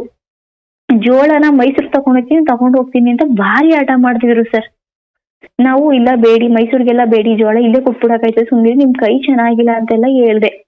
ಇವ್ರ ಏನ್ ಮಾಡೋರೆ, ಕೆಲ್ಸಕ್ ಬಂದಿದ್ರಲ್ಲ ಹಾಳು, ಅವ್ರನ್ನ ಕರ್ಕೊಂಡು ಬೈಕಲ್ಲಿ ಹೋಗಿ ಎಣ್ಣೆ ತಕೊಂಡ್ಬಂದಾರೆ, ಅದೇ ಕುಡಿತಾರಲ್ಲ ಎಣ್ಣೆ, ಅದನ್ನ ಹೋಗಿ ತಕೊಂಡ್ಬಂದ್ಬಿಟ್ಟು ಬನ್ನಿರಿ ಸ್ವಲ್ಪ ಮನೆಗೆ ಬನ್ನಿ ಅಂತ ನಾನು ಕರ್ದೆ ಅವ್ರನ್ನ. ಅದು ಬಂದೇ ಇರು ಅಂತ ಅನ್ಬಿಟ್ಟು ಹಿಂದೆ ಹೋಗ್ಬಿಟ್ರು, ಮನೆ ಹಿಂದೆ ಹೋದ್ರು. ನಾನು ಹಿಂದೆ ಬಾಗ್ಲು ತಕೊಂಡು ಹಿಂದೆ ಬಂದೆ ಸರ್. ಇವ್ರು ಕುಡಿದ್ಬಿಟ್ಟು ಹಿಂಗ್ ಎಸ್ಬಿಟ್ರು. ನಾನ್ ಮೊದಲನೇ ಸಲ ನನ್ ಕಣ್ಣಿಂದ ನೋಡಿದ್ದು ಅದನ್ನ. ನಂಗೊಂಥರ ಶಾಕ್ ಹೊಡ್ದಂಗ್ ಆಗ್ಬಿಡ್ತು. ಇಷ್ಟೆಲ್ಲಾ ಕಷ್ಟಪಡ್ತಾನೆ, ಇವ್ರ ಕೈ ಮುಡ್ಕೊಂಡ್ರು, ಹೊಲ್ದಲ್ಲಿ ನೋಡ್ಕೊಂಡು, ಇಲ್ಲಿ ಹಸ್ಗಳ್ ನೋಡ್ಕೊಂಡು, ಮನೆ ನೋಡ್ಕೊಂಡು ಇಷ್ಟೆಲ್ಲಾ ಮೇಂಟೈನ್ ಮಾಡ್ತಾವನಿ, ಇವ್ರಿಗೇನು ಅನ್ಸ್ತಾನೆ ಇಲ್ವಾ ಹಿಂಗ್ ಮಾಡ್ಬಿಟ್ರಲ್ಲ ಅಂತ ಒಂಥರ ಶಾಕ್ ಹೊಡ್ದಂಗ್ ಆಗ್ಬಿಡ್ತು. ನಮ್ಮ ಮಾವನ ಅಣ್ಣ ನಿಂತಿದ್ರು.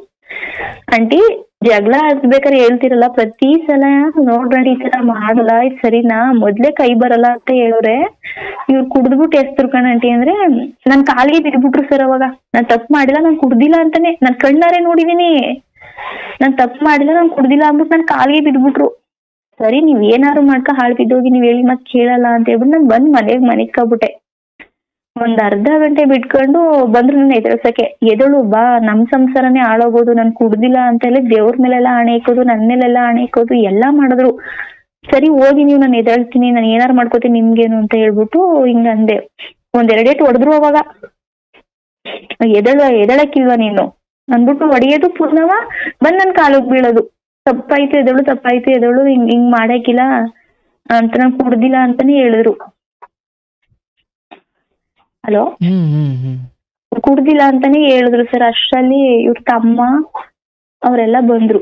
ಇವ್ರು ನನ್ಗೆ ಯಾವಾಗ ಒಂದ್ ಎರಡೇಟು ಹೊಡೆದ್ರು.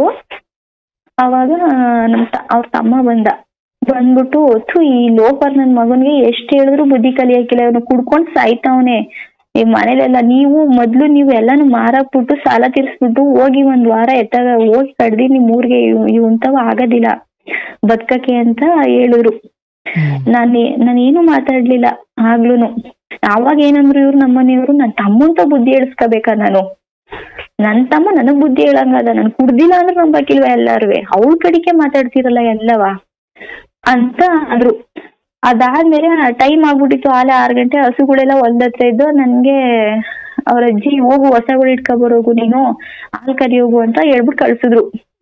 ಸರಿ ಆಯ್ತು ಅನ್ಬಿಟ್ಟು ಏನಾರು ಮಾಡ್ಕೊ ಅನ್ಬಿಟ್ಟು ನಾನು ಇಲ್ಲಿಂದ 2 ಮುಂದೆ ಹೋಗಿಲ್ಲ ಸರ್. ಎಲ್ಲ ಮನೆ ಹತ್ರನೇ ಅವ್ರೆ.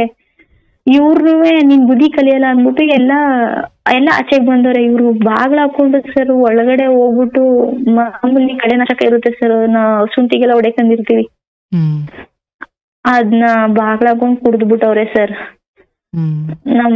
ನಮ್ಮ ಆಂಟಿ ಬಂದ್ಬಿಟ್ಟು ನೋಡವ್ರೆ, ನನ್ನ ಹುಡಿಕ ಬಂದವ್ರೆ ಎಲ್ಲೋದ್ಲು ಅಂತವ. ಅವ್ರಿಗೆ ಇವಳು ಏನಾರು ಮಾಡ್ಕೊಬಿಡ್ತಾಳೆ ಅಂತ ಅವ್ರ ಮನ್ಸಲ್ಲಿ ಇತ್ತು. ಈ ತರ ಎಲ್ಲ ಹೊಟ್ಟೆ ಉರ್ಸನ್ ಏನಾರು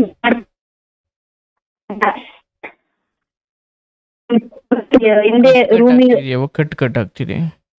ಇವಾಗ ಕೇಳಿಸ್ತಿದ್ಯಾ ಸರ್? ಹೇಳು. ಅದೇ ಇವ್ರು ಕುಡ್ದ್ಬಿಟ್ಟವ್ರೆ ಸರ್. ನನ್ಗೆ ಆ ಕಡೆಯಿಂದ ಹಸುಗಳು ಇಟ್ಕೊಂಡ್ ಬರ್ತಾ ಇದೀನಿ. ಇವ್ರು ಮದ್ವೆಕ್ಕಿಂತ ಮುಂಚಿನ ಒಂದ್ಸಲ ಇವ್ರ ಅಪ್ಪನ ಹತ್ರ ಜಗಳ ಆಡ್ಕೊಂಡು ಇದೇ ತರ ಕುಡ್ದ್ಬಿಟ್ಟಿರಂತೆ ಔಷಧಿನ, ಹುಳಿನ ಔಷಧಿ ಕುಡ್ದಂತೆ. ನಮ್ಮನೆಯವ್ರ ತಮ್ಮ ಏನ್ ಹೇಳ್ತಾವನೆ, ಅಯ್ಯೋ ಇವ್ನ್ ಬರೀ ಇದೇ ಆಯ್ತು ಅಂತ ಔಷಧಿನೂ ಕುಡ್ದಿಲ್ಲ, ಎದುರ್ಸಕ್ ಮಾಡ್ತಾವನೆ ಕಂತ ಇವನು, ಸುಮ್ನಿರಿ ಅಂತ ಎಲ್ಲ ಇದ್ ಮಾಡವ್ರೆ. ಇವ್ರು ಯಾವಾಗ ಒಬ್ಬ ಮನುಷ್ಯ 1 ಲೀಟರ್ ಬಾಟಲ್ ಔಷಧಿ ಕುಡಿಯಕಾಯ್ತದ ನಿಜವಾಗ್ಲೂನು ನಂಬಕ್ಕೆ. ಕುಡಿದ್ಬಿಟ್ಟು ಮನೆಯೆಲ್ಲ ಕಟ್ಬಿಟ್ಟವ್ರೆ. ತಕ್ಷಣ ಹಾಸ್ಪಿಟ್ಲ್ ಕರ್ಕೊಂಡೋದ್ರು. ಅಲ್ಲಿ ಚೆನ್ನಾಗೆ ಮಾತಾಡ್ತಾರೆ. ಆಸ್ಪತ್ರೆ ಕರ್ಕೊಂಡೋದ್ರು ಅಲ್ಲೂ ಆಗಲ್ಲ ಅಂತ ಅಂದ್ರೆ ಇವ್ರು ಮೂಗೊಳಗಡೆ ಮಿಷಿನ್ ಹಾಕ್ತಾರಂತೆ ವಿಷನ ತೆಗಿಯಕ್ಕೆ. ಹಾಕಿಸ್ಕೊಳ್ಳಿಲ್ವಂತೆ. ಕೈ ಬೇರೆ ಏಟಾಗಿ ಬರೀ 1 ತಿಂಗಳು ಆಗಿರೋದು. ಈಗ ತಾನೇ ಜಸ್ಟ್ ರಿಕವರ್ ಆಯ್ತಾಯ್ತದು. 1 ತಿಂಗಳು ಆಗಿಲ್ಲ ಕೈ ಏಟ್ ಮಾಡ್ಕೊಂಡು. ಸರಿ ಅಂದ್ಬಿಟ್ಟು KR ನಗರ ಆಸ್ಪತ್ರೆ, ಅಲ್ಲಿ ಫುಲ್ ಸರ್ ಅದು ಕಳೆನಾಶಕ ಪೂರ್ತಿ ಹೊಟ್ಟೆ ಉರಿ, ಅಂದ್ರೆ ಅದು ಸ್ಪ್ರೇ ಮಾಡ ಜಮೀನಲ್ಲಿ. ಆ ಔಷಧಿ ಅಲ್ದನೆ ಬೇರೆ ಯಾವ ಔಷಧಿ ಕುಡ್ದಿದ್ರು ಅವ್ರನ್ನ ಬದುಕಿಸ್ಬೋದಿತ್ತಂತೆ. ಅದನ್ನ ಕುಡ್ದವ್ರು ಬದುಕೇ ಇಲ್ವಂತೆ ಯಾರುನು. ಅಲ್ಲಿ ಬೆಳಗಾನ ಸರ್ ಬೆಳಿಯಂತೆ ಹೊಟ್ಟೆ ಉರಿಯಂತೆ. ನಾವು ಆದ್ರೂ ಚೆನ್ನಾಗೆ ಮಾತಾಡ್ತವ್ರೆ. ಕಿರ್ಚುತ್ತಿದ್ರಂತೆ, ಹೆವಿ ಕಿರ್ಚುತ್ತಿದ್ರಂತೆ ಬೆಳಗಾನ. ಇಷ್ಟೊತ್ತಲ್ಲೆಲ್ಲ ಕರ್ಕೊಂಡು ಹೋಗ್ಬಿಟ್ರಲ್ಲ, 6 ಗಂಟೆಗೆ ಕರ್ಕೊಂಡು ಹೋಗ್ಬಿಟ್ರಲ್ಲ ಇವ್ರು. 6 ಗಂಟೆಗೆ ಔಷಧಿ ಕುಡ್ದಿದ್ರು, 6:30ಗೆಲ್ಲ ಕರ್ಕೊಂಡು ಹೊಂಟೋಗ್ಬಿಟ್ರು ಮೈಸೂರ್ಗೆ. ಇಲ್ಲಿ ಮನೆ ಹತ್ರ ನೋಡಿದ್ರೆ ಯಾವ ಗಂಡಸ್ರಿಲ್ಲ, ಒಂಥರ ಹೊರಗಡೆ ಮನೆನೆ. ನಮ್ಮ ಅತ್ತೆ ನಾನು ಇಬ್ರೇನೆ ಇರೋದು ಇಲ್ಲಿ ಮನೆ ಹತ್ರ. ಬಟ್ ನೀವ್ ಏನ್ ತರ ಕರ್ಕೊಂಡು ಹೋದ್ರು ಸಡನ್ ಆಗಿ? ಕಾರ್ ಇತ್ತು ಸರ್, ನಮ್ಮ ಮೈದು ಕಾರ್ ಇತ್ತು. ನಿಮ್ದೇ? ಕಾರಲ್ಲಿ ಅದೇ ನಮ್ಮ ಮೈದುಂದು. ಓಕೆ, ಕಾರಲ್ಲಿ ಮೈಸೂರಿಗೆ ಕರ್ಕೊಂಡು ಹೋದ್ರು. ಬಟ್ ಅದು ಒಂದ್ ಇಡೀ ಡಬ್ಬ ಕುಡ್ದಿದ್ರ? ಹ್ಞೂ ಸರ್, ಒಂದ್ ಇಡೀ ಡಬ್ಬ, 1 ಲೀಟರ್ ಡಬ್ಬ ಕುಡ್ದವ್ರೆ ಸರ್ ಅವರು. ಅದ್ ಹೆಂಗ್ ಕುಡಿದ್ರು ಅಂತಾನೆ ಅದು ಒಂಥರ ಬರೀ ನೆಲದಲ್ಲಿ ಚೆಲ್ಲಿತ್ತಲ್ಲ, ಅದನ್ನ ಒರೆಸ್ದ ತುಟಿ ಎಲ್ಲ ಸಿಕ್ಕಾಪಟ್ಟೆ ಉರಿ ಬಂದ್ಬಿಟ್ಟಿದ್ದು. ಅದ್ರ ಸ್ಮೆಲ್ಗೆನೆ ಕೈಗಳೆಲ್ಲ 1 ವಾರ ಗಂಟ್ಲೆ ಉರಿ ಬಂದ್ಬಿಟ್ಟಿದೋ ಸರ್ ನನ್ಗೆ. ಅಂದ್ರೆ ನೀವು ಹಾಗೆ ಸುಧಾನ ಇಟ್ಕೊಂಡ್ ಬರ್ಲಿಕ್ಕೆ ಹೋದಾಗ ಇವರೆಲ್ಲ ಬುದ್ಧಿ ಹೇಳು ಹೊರಗಡೆ ಬಂದ್ರು, ಅವನು ಒಳಗಡೆ ಮಾಡ್ಕೊಬಿಟ್ಟಿರೋದು ಆ ತರ. ಬಟ್ ಇವ್ರು ಸಡನ್ ಆಗಿ ಹೋಗ್ಲಿಕ್ಕೆ ಬಾಗಿಲು ಹಾಕಿದ್ರ? ಬಾಗ್ಲ ಹಾಕೋಗ್ಬಿಟ್ಟಿದ್ರು. ಆಗ ಮೈದಾ ಬಂದು ಬಾಗ್ಲೆಲ್ಲ ಹೊಡೆದಾಕಿ ಇದ್ ಮಾಡ್ಬಿಟ್ಟ ಸರ್. ಬಾಗ್ಲೆಲ್ಲ ಹೊಡೆದಾಕಿ ಕರ್ಕೊಂಡ್ ಹೋಗಿರೋದು. ಈಗ ಆಸ್ಪತ್ರೆಗೆ ಬಂದ್ರಿ, ಅಲ್ಲಿ ಅಡ್ಮಿಟ್ ಮಾಡಿದ್ರಿ, ಕೂಗಾಡ್ತಿದ್ರು. But in ಬದುಕುದ್ರ? ಬದುಕ್ಲಿಲ್ಲ ಸರ್. ಅವತ್ತು ಬೆಳಗಾನ ಇದ್ ಮಾಡಿದ್ರೆ ನಾನು ತಪ್ಪು ಮಾಡ್ಬಿಟ್ಟೆ. ಇದು ಒಂದ್ಸಲ ನನ್ನ ಉಳ್ಸ್ಕೊಳ್ಳಿ ನಾನು ಯಾಕೆ ಕೊಡಿ ಅಂತಾನೆ ಗೊತ್ತಿಲ್ಲ ನನಗೆ ಅಂತೆಲ್ಲ ಬಾರಿ ಕೇಳಿದ್ರಂತೆ ಸರ್. ಏನಂತ ಕೇಳಿದ್ರಂತೆ? ನಾನು ಯಾಕೆ ಕುಡ್ದೆ ಔಷಧಿ ಅಂತಾನೆ ನನಗೆ ಗೊತ್ತಿಲ್ಲ, ಇದು ಒಂದ್ಸಲ ಬದುಕ್ಸಿ ನನ್ನ, ಇದೊಂದ್ಸಲ ಇಂತ ತಪ್ಪು ಮಾಡ್ಲ ಇನ್ನೊಂದ್ಸಲ ಅಂತ ಅಂತಿದ್ರಂತೆ. ಆಮೇಲೆ ಬೆಳಕಾದ್ಮೇಲೆ ನಾನು ಇಲ್ಲಿ ಮೈಸೂರಲ್ಲಿ ಇಲ್ಲಿ ಗೌರ್ಮೆಂಟ್ ಆಸ್ಪತ್ರೆ ಸರಿಯಾಗಿ ನೋಡಲ್ಲ, ಜೇಸೆ ಸುಧಾರ್ಕೊಂಡಿರಿನ, ನಾನು ಬದುಕ್ಬೇಕು, ನನ್ನ ಹೆಂಡತಿ ನೋಡ್ಬೇಕು, ನನ್ನ ಮಕ್ಳು ನೋಡ್ಬೇಕು, ಸರಿ ಕರ್ಸಿ ಅಂತಾರೆ ಇದ್ ಮಾಡಿದ್ರಂತೆ. ಮಕ್ಳಿದ್ರ ಸಮಯಕ್ಕೆ? ಮಕ್ಳು ಇಲ್ಲಿ ಮನೇಲಿ ಇದ್ರು ಸರ್, 2 ಮಕ್ಳು, ಒಬ್ಬ ಮಗ ಒಬ್ಳು ಮಗಳು. ಅಂದ್ರೆ ಈ ಜಗಳನೆಲ್ಲ ಅವ್ರು ನೇರವಾಗಿ ನೋಡ್ತಾ ಇದ್ರು ಪ್ರತ್ಯಕ್ಷವಾಗಿ? ಸರ್ ನನ್ ಮಗಗೆ ಎಲ್ಲ ಭಾರಿ ಭಯ ಅವನ್ಗೆ, ಅವ್ರ ಅಪ್ಪನ್ ಕಂಡ್ರೆ. ಮಗಳಿಗೆ ಬಡ್ತಿ ಅವಾಗ 11 ತಿಂಗಳು ಅಷ್ಟೇನೆ. ಬಟ್ ಅವಾಗ ಆಸ್ಪತ್ರೆಗೆ ನೀನ್ ಹೋಗ್ಲಿಕ್ಕೆ ಆಗಲಿಲ್ವಾ? ಅಂದ್ರೆ ಅವ್ರು ಕರ್ಕೊಂಡು ಹೋದೆ ಸರ್. ಕರ್ಕೊಂಡು ಹೋಗೋ ಸರ್, ನನ್ಗೆ ಇಲ್ಲಿ ಹಸುಗಳಿತ್ತು, ಮಕ್ಳುಗಳಿದ್ದು. ಅದನ್ನ ಎಲ್ಲೋ ಬದುಕ್ತಾರೆ, ಈ ಔಷಧಿ ಕೂಡ ಸಾಯ್ತಾರೆ ಅಂತ ನಂಗೆ ಗೊತ್ತೇ ಇಲ್ಲ ಸರ್. ನಮ್ಗೆ ಯಾರಿಗೂ ಗೊತ್ತೇ ಇಲ್ಲ ಈ ಔಷಧಿಯಿಂದ ಸತ್ತೋಯ್ತಾರೆ ಅಂತ ಅನ್ಕೊಂಡೇ ಇರ್ಲಿಲ್ಲ. ಬದುಕ್ತಾರೆ, ಇಲ್ಲೇ ವಾಸಿ ಆಗುತ್ತೆ, ಮತ್ತೆ ಬಂತಾರ ಮನೆಗೆ ಅಂತ ಬಂದ್ಬಿಡ್ತಾರೆ, ವಾಪಸ್ ಕರ್ಕೊಂಡ್ ಬಂದ್ಬಿಡ್ತಾರೆ. ಎಲ್ರು ಹಂಗೆ ಅನ್ಕೊಂಡ್ ಕರ್ಕೊಂಡ್ ಹೋಗಿದ್ದು. ಪಬ್ಲಿಕ್ ಮಾಡ್ಕೊಳೋದ್ ಬೇಡ, ಸುಮ್ನೆ ಮರ್ಯಾದೆ ಹಾಳಾಯ್ತದೆ, ಕರ್ಕೊಂಡ್ ಬಂದ್ಬಿಡ್ತಾರೆ ಅಂತಾನೆ ಅನ್ಕೊಂಡ್ವಿ. ಅವಾಗ ಅಲ್ಲಿ ಯಾವಾಗ ಹಂಗೆಲ್ಲ ಆಯ್ತು ಸೊ ನನ್ಗೆ ಆ ಕ್ಷಣಕ್ಕೂ ನನ್ಗೆ ಅವ್ರು ಇಲ್ಲ ಅಂತ ಅನ್ಸ್ತಾನೆ ಇರ್ಲಿಲ್ಲ. ಬದುಕ್ತಾರೆ, ಏನಾಗಲ್ಲ, ಬದುಕ್ತಾರೆ ಅಂತಾನೆ ಅನ್ಕೋತಿದ್ದೆ ನಾನು. ನಿಮ್ಗೆ ಎಷ್ಟೊತ್ತಿಗೆ ಸುದ್ದಿ ಗೊತ್ತಾಯ್ತು ಅದು? ಅವರು ಒಂದು ಬೆಳಿಗ್ಗೆ ನಾಳೆ 10 ಗಂಟೆಲೂನು ಡಾಕ್ಟ್ರು ಇವು ಎಲ್ಲ ಹೇಳಿದ್ರಂತೆ, ದುಡ್ಡು ಖರ್ಚು ಮಾಡಿದ್ರೆ ಬದುಕಿಸ್ಬೋದು ಅಂತ ಎಲ್ಲ ಹೇಳಿದ್ರಂತೆ. ನಾವು ದುಡ್ಡು ಎಷ್ಟಾದ್ರೂ ಆಗ್ಲಿ ಬದುಕ್ಲಿ ಅಂದ್ಬಿಟ್ಟು ಇಲ್ಲಿ ಹೇಳಿದ್ರಂತೆ ಕೇರ್ ಹಾಸ್ಪಿಟ್ಲ್ ಮೈಸೂರಲ್ಲಿ, ಯಾವ್ದೇ ಕಾರಣಕ್ಕೂ ಬದುಕಲ್ಲ, ನೀವು ಕರ್ಕೊಂಡು ಹೋಗ್ಬೇಡಿ, ಅಲ್ಲೂ ಇದೇ ಟ್ರೀಟ್ಮೆಂಟ್ ಕೊಡೋದು, ಈ ಔಷಧಿ ಕುಡಿದ್ರೆ ಬದುಕಲ್ಲ ಅಂತ ಹೇಳಿದ್ರಂತೆ. ಆದ್ರೆ ಇನ್ ಕೆಲವ್ರು ಹೇಳಿದ್ರಂತೆ ಇಲ್ಲ ಬದುಕ್ಬೋದು ಕಣಂತೆ ಅಂತ ಹೇಳಿದ್ರಂತೆ. ಆಗ ಇವ್ರೆ ನಮ್ಮನೆಯವರೇ ಜಾಸ್ತಿ ಅಂತ ನಡೀರಿ ನಾನು ಬದುಕ್ಬೇಕು ಅಂತ. ಅಂದ್ರೆ ಆಗ ಬದುಕುವ ಆಸೆ ಹುಟ್ಟಿದೆ. ಬದುಕುವ ಆಸೆ ಅವ್ರು ಯಾವಾಗ ಕುಡಿದ್ರು ಅವಾಗ್ಲೇ ಬಂದ್ಬಿಟ್ಟೈತೆ ಸರ್ ಅವ್ರಿಗೆ, ನಮ್ ಬದುಕ್ಬೇಕು ಅಂತ. ಮಕ್ಳು ನೋಡ್ಬೇಕು. ಬದುಕಿದ್ರೆ ಮನುಷ್ಯ ಹೊಸದಾಗಿ ಬದುಕ್ತಾ ಇದ್ದ ಅನ್ಸುತ್ತೆ. ಬದುಕ್ತಾ ಇದ್ರು ಸರ್. ನನ್ ಹೆಂಡತಿ ನೋಡ್ಬೇಕು, ನನ್ ಮಕ್ಳು ನೋಡ್ಬೇಕು, ಕರ್ಸಿ ಅಂತ ಅಂದ್ರಂತೆ. ಅವಾಗ ನಾವು ಹೋದಾಗ ಒಂದ್ 12 ಗಂಟೆ ಅಲ್ಲಿ ಕೂಡಲ್ಲ ಸರ್. ಅಲ್ಲಿ ಯಾರು ಹೋದ್ರುನು ನಾವ್ ಮಕ್ಳು ನೋಡ್ಬೇಕು, ಏನ್ ನೋಡ್ಬೇಕು ಅಂದ್ರೆ ಐಸಿ ಹೊಡೆದು ತಗೊಂಡೋಗ್ ಹಾಕಿರ್ತಾರೆ, ಏನ್ ಮಾಡಿದ್ರು ಒಳಗ್ ಬಿಡಲ್ಲ. ಅವಾಗ ಒಬ್ಳನ್ ಬಿಟ್ರು. ನಾನು ಹೋದ ತಕ್ಷಣ ನಾನು ಆ ಕಡೆ ಈ ಕಡೆ ನೋಡ್ತೇವೆ ಎಲ್ಲಿರ್ಬೋದು ಅಂತ ನನ್ನನ್ನೇ ಕೂಗುರು, ಚೈತ್ರ ಬಾಯಿಲಿ ಅಂತ ಹೇಳಿ ಕರೆದ್ರು. ಅವಾಗ ನನ್ಗೆ ಒಂಥರ ಅವರು ಒಂಥರ ಬೆಡ್ ಮೇಲೆ ಮಲಕಾಯ್ತಲ್ಲ, ಉರಿ ಅಂತೆ, ಸಿಕ್ಕಾಪಟ್ಟೆ ಹೊಟ್ಟೆ ಎಲ್ಲ ಉರಿ ಅಂತೆ, ಕಳ್ಳೆಲ್ಲ ಅವ್ರು ಹೇಳಿದ್ರು ಡಾಕ್ಟರ್ ಕಿಡ್ನಿ ಎಲ್ಲ ಕಳ್ಳೆಲ್ಲ ಸುಟ್ಕೊಂಡು ನೈಟ್ ಬದುಕ್ಬೋದವ್ರು, ಇವತ್ತೊಂದ್ ನೈಟ್ ಬದುಕ್ಬೋದು, ಇವತ್ತೊಂದ್ ನೈಟ್ ಬದುಕಿದ್ರೆ ಆಮೇಲೆ ಬೇಕಾದ್ರೆ ನಾವ್ ಹೇಳ್ತೀವಿ ಬದುಕೋ ಚಾನ್ಸಸ್ ಅಂತ ಹೇಳಿದ್ರಂತೆ ಡಾಕ್ಟ್ರು. ಬಾಯಿಲಿ ಎಲ್ಲ ಅಂದ್ರೆ ನಮ್ಮ ಮಾವ ರಾಮಣ್ಣ ಅಂತ, ಎಲ್ಲ ರಾವಣ ನೀರ್ ತರ ಕಳ್ಸಿದೆ, ರಾವಣ ನೀರೇ ತಂದಿಲ್ಲ, ನೀನೇನ್ ತಕೊಬಂದಿದ್ಯಾ ಅಂತ ಕೇಳಿದ್ರು. ನಾನೇನ್ ತಕೊಬರ್ಲಿ, ಮಕ್ಳೆಲ್ಲ ಅಂದ್ರು, ಮಕ್ಳೆಲ್ಲ ಅಲ್ಲವ್ರೆ ಕೂಡ್ತಾ ಇಲ್ಲ ಹೇಳ್ದೆ. ಈಗ ನಾನು ಏನ್ ಕೇಳ್ಬೇಡ ಹೇಳ್ತೀನಿ ಅಂತ ಹೇಳಿದ್ರು. ಏನಂತ? ಅದೇ ನೀವ್ ಯಾಕೆ ಈ ತರ ಔಷಧಿ ಕೊಡ್ತೀರಿ ಅಂತ ಕೇಳಿದ್ದೆ ನಾನು. ಅದಕ್ಕೆ ನೀನ್ ಏನು ಕೇಳಬೇಡ, ನನ್ ಮನೆ ಬಂದ್ ಹೇಳ್ತೀನಿ ನಿನ್ಗೆ, ನನ್ಗೇನು ಹೇಳೋದ್ರಿ ಅಂತ ಹೇಳಿದ್ರು. ಅಷ್ಟು ನನ್ಗೆ ಅಳು ಬಂದ್ಬಿಡ್ತು ಸರ್ ಸಿಕ್ಕಾಪಟ್ಟೆ, ತಡೆಯಕ್ ಆಗ್ಲಿಲ್ಲ. ಲೈಫಿ ವಾರ್ಡು ಎಳ್ಕೊಂಡು ಬಂದ್ಬಿಡಿದ ಕರ್ಕ ಬಂದ್ಬಿಟ್ರು. ಎಲ್ಲಿ ಅವ್ರು ಇವತ್ತು ನೈಟ್ ಔಷಧಿ ಕುಡ್ದವ್ರೆ ಅಂದ್ರೆ ಊಟನೇ ಮಾಡಿಲ್ಲ, ನಂಗೆ ನಿಂತ್ಕೊಳ್ಳೋ ಶಕ್ತಿ ಕೂಡ ಇಲ್ಲ ಅಲ್ಲಿ. ನಾಳೆ ಹಾಸ್ಪಿಟ್ಲ್ಗೆ ಹೋಗಿದೀವಿ ಅಂದ್ರೆ ಇವತ್ ನೈಟ್ ಔಷಧಿ ಕುಡ್ದವ್ರೆ ಅಂದ್ರೆ ನಿಂತ್ಕೊಳ್ಳೋಕು ಐತೆ ಇಲ್ಲ. ಸಂಜೆ 6 ಗಂಟೆಗೆ ಕಾದೋದ್ ಸರ್, ಏನ್ ಮಾಡಿದ್ರು ಒಳಗಡೆ ಬಿಡ್ಲೇ ಇಲ್ಲ. ಮಧ್ಯಾಹ್ನ ನೋಡಿ ಬಿಟ್ಟವ್ರು, 6 ಗಂಟೆ ಆದ್ರೂ ಒಳಗಡೆ ಬಿಡ್ಲೇ ಇಲ್ಲ. ಅವತ್ತು ದಸರಾ, ಆ ದಸರಾದಲ್ಲಿ ಒಂದ್ ಮಕ್ಳು ಬೇರೆ ಮಗು ಬೇರೆ, ಅಷ್ಟು ಎಲ್ಲ ಹಿಂಸೆ ಅಲ್ಲ ಸರ್. ಅಲ್ಲಿ ಯಾರ್ ಬೇಕ್ ಸರ್ ಆ ನರ್ಕ. ದೇವ್ರು ಸಾವು ಕೊಟ್ರೆ ಮನೆ ಹತ್ರನೇ ಕೊಟ್ಬಿಡ್ಬೇಕು ಸರ್ ಮಲಗಿದ್ಮೇಲೆ. ಅಂತ ಸಾವು ನಿಜವಾಗ್ಲು ಎಂತ ಕೆಟ್ಟವ್ರಿಗೂ ಬೇಡ. ಅಷ್ಟು ನರಳಿ ಎಲ್ಲೋ ಒಂದ್ ಆಕ್ಸಿಡೆಂಟ್ ಒಂದೇನೋ ಆಗಿ ಸತ್ತಿದ್ರು ಅಷ್ಟು ಫೀಲ್ ಆಗಿತ್ತಿಲ್ವೇನೋ, ಅಷ್ಟು ನರಳಿ ಸಾಯಿ ಏನಿತ್ತು. ಆ ಮಿಷಿನ್ ಎಲ್ಲ ತರಿಸಿದ್ರು ಬೆಂಗಳೂರಿಂದ, ಮಿಷಿನ್ ಎಲ್ಲ ತರಿಸಿ ನಾವು ವಿಷ ತೆಗಿತೀವಿ ಅಂತೆಲ್ಲ ಹೇಳಿದ್ರು. ಡಾಕ್ಟರ್ ಕೂಡ ಹೇಳಿದ್ರು ಬದುಕಲ್ಲ, ನೀವೇನಾದ್ರು ಪ್ರಯತ್ನ ಮಾಡಿ ಅಂದ್ರೆ ಮಾಡ್ತೀವಿ ಅವ್ರು ಬದುಕಿರೋ ಗಂಟ ಅಂತ. ನಮ್ಗೆ ಬದುಕ್ಬೋದೇನೋ ಅನ್ನೋ ಒಂದ್ ಆಸೆ ಇತ್ತು. ಸರಿ ಮಾಡಿ ಪ್ರಯತ್ನ, ದುಡ್ಡು ಎಷ್ಟಾದ್ರೂ ಆಗ್ಲಿ ಖರ್ಚು ಮಾಡಕಾಯ್ತದೆ ಅಂತಾನೆ ಹೇಳ್ಬಿಟ್ಟು ಬಂದ್ರು ಸರ್.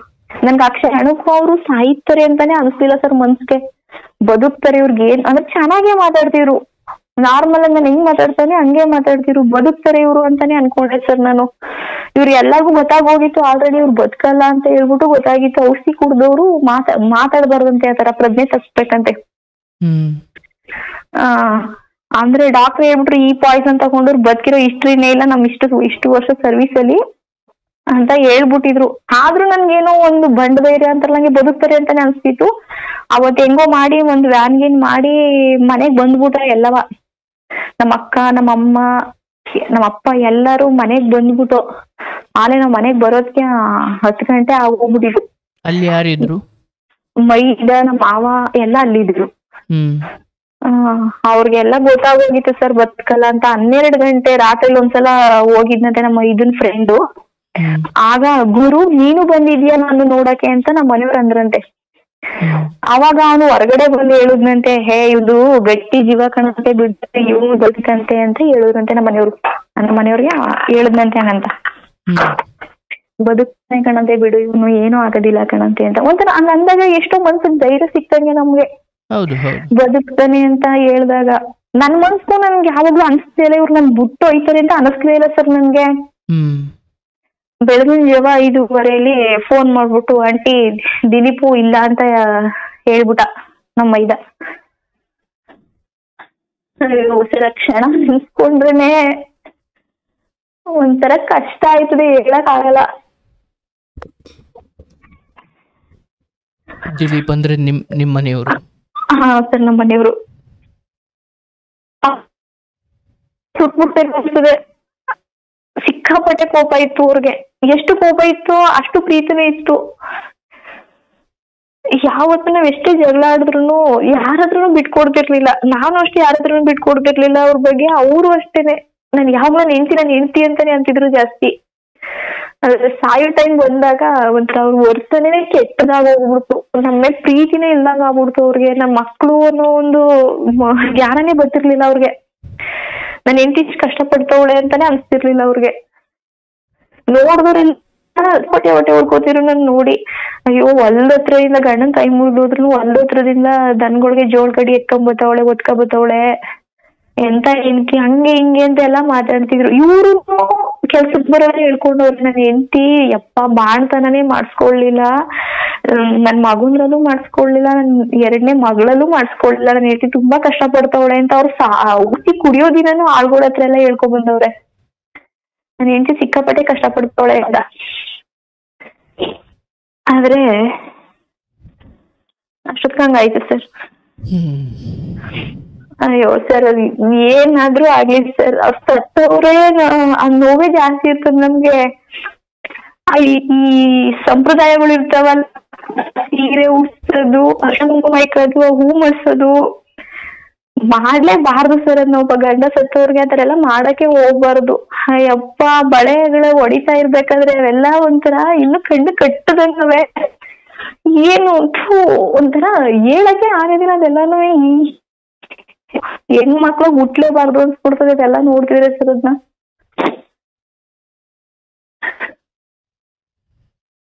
ಹಾಗೆ ಮಾಡಿದ್ರಿಂದ ಬೇಜಾರಾಯ್ತಾ? ನನ್ನ ಹತ್ರ ಒಪ್ಕೊಳ್ಳೆ ಬರೋದಕ್ಕೆ ಏನ್ ಹೇಳ್ಕೊಂಡು ಹೋಯ್ತಾರೆ, ಎಲ್ಲೋ ಸೀರೆ ಉಡಿಸ್ತಾರೆ, ಏನ್ ತಲೆ ತುಂಬದ ಹೂ ಮಾಡಿಸ್ತಾರೆ, ನಮ್ಗೆ ಈ ದುಃಖನೇ ತಡೆಯೋದ ಇಲ್ಲ ಈ ತರ ಮಾಡ್ತವ್ರೆ ಅಂತ ಅನ್ಕೊಳೋದ. ಎಲ್ಲ ಹೆಂಗಾಯ್ತು ಅಂದ್ರೆ ಎಲ್ಲರೂ ಒಂದೊಂದ್ಸಲ ಮಾತಾಡಕ್ ಕತ್ಕೊಬಿಟ್ರು. ಆಗ ಅವ್ರ ಮಾವ ಹೇಳಿದೆ ಸರಿ, ಇವ್ನ್ ನೋಡ್ರಿ ಈ ತರ ಔಷಧಿ ಕುಡ್ಸತ್ತವ್ನೆ, ಇವಳು ಯಾವನ್ನ ಮಡಿಕೊಂಡವಳೆ, ಎಲ್ಲ ಒಂದಕ್ಕೊಂದ್ ಲಿಂಕ್ ಆಗ್ಬಿಡ್ತು ಸರ್ ಅಲ್ಲಿ. ಇಲ್ಲಿ ನಿಜವಾದ ಸತ್ಯ ನಮಗ್ ಗೊತ್ತು ಇಲ್ಲಿ ಏನ್ ಆಗೈತೆ ಅಂತ. ನನಗೆ ಅಂದ್ರೆ ನಮ್ಮನೆಯವರು ಯಾರ ಹತ್ರ ಹೇಳ್ಕೊಂಡಲ್ಲ ನನ್ ಹೆಂಡತಿ ಈ ತರ ಅಂತ. ನಾನು ಯಾರ ಹತ್ರ ಬೇರೆ ಮತ್ತೆ ಸಂಬಂಧ ಆಗ್ಲಿ ಮತ್ತೊಂದಾಗ್ಲಿ ನಡ್ದೇ ಇಲ್ಲ. ನಮ್ ಮಾವ ಹೇಳಿದ್ರಲ್ಲ ಆ ಇದಕ್ಕೆ ಇವ್ರು ಈ ತರ ಮಾಡ್ಕೊಂಡಿದ್ಕೂನು ನಮ್ಮ ಮಾವಂಗೂ ಇವ್ರಿಗೂ ಬರೀ 1.5 ವರ್ಷ ಅಷ್ಟೇ ಸತ್ತಿದ್ದು. ಅಷ್ಟೇ ಡಿಫ್ರೆನ್ಸ್ ಅಲ್ಲಿ ಸತ್ತಿದ್ದು ಸರ್ ಇವ್ರು. ಇವ್ರ ವಂಶನೇ ಹಿಂಗೆ ಬರೀ ಎಲ್ಲ ಔಷಧಿ ಕುಡ್ದೆ ಸಾಯೋದು, ನೇಣ್ ಹಾಕೊಂಡೆ ಸಾಯೋದು ಅಂತ ಹೇಳಿ ಎಲ್ಲಾರು ನಮ್ಮ ವಂಶದ ಬಗ್ಗೆನೆ ಮಾತಾಡಕ್ ಶುರು ಮಾಡ್ಬಿಟ್ರು. ಅಂದ್ರೆ ನಿಮ್ಮ ಅತ್ತೆ ಕೂಡ ನೇಣ್ ಹಾಕೊಂಡ್ ಸತ್ತಿದ್ರು, ಮಾವ ಕೂಡ ನಮ್ಮ ಅತ್ತೆ ಔಷಧಿ ಕುಡ್ ಸತ್ತಿದ್ರು ಸರ್. ಔಷಧಿ ಅಂದ್ರೆ ಗಂಡಂದ ಏನಾಯ್ತು, ನಿಮ್ಮ ಅತ್ತೆದು ಅದೇ ಆಗಿತ್ತು? ಅದೇ ಆಗೋಯ್ತು ಸರ್. ಸೊ ನಿಮ್ಮ ಮಾವ ಇಲ್ಲಿ ನೇಣ್ ಹಾಕೊಂಡ್ ಸತ್ತಿದ್ರು? ನೇಣ್ ಹಾಕೊಂಡ್ ಸತ್ತಿದ್ದು. ಈಗ ಒಂದು ಮನೇಲಿ 3 ಜನ ತೀರೋದ್ರಲ್ಲ ಸರ್, ಎಲ್ರಿಗೂ ಒಂಥರ ಭಯ ಬಂದಂಗ ಆಗ್ಬಿಡ್ತು. ಇವ್ರ ಮನೆ ತಲೆ ಸರಿ ಇಲ್ಲ ಹಾಗೆ ಹೀಗೆ ಅಂತ ಶುರು ಮಾಡ್ಬಿಟ್ರು.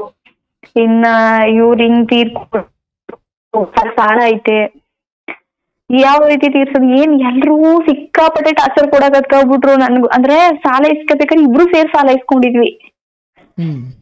ಈಗ ಸಾಲ ಕೊಡೋರು ಅಪ್ಪ ಇಲ್ಲ ಹೂವ ಇಲ್ಲ, ಯಾವ ಗ್ಯಾರಂಟಿ ಮೇಲೆ ಸಾಲ ಕೊಡ್ತಾರೆ, ಏನೋ ಒಂದ್ ನಂಬಿಕೆ ಮೇಲೆ.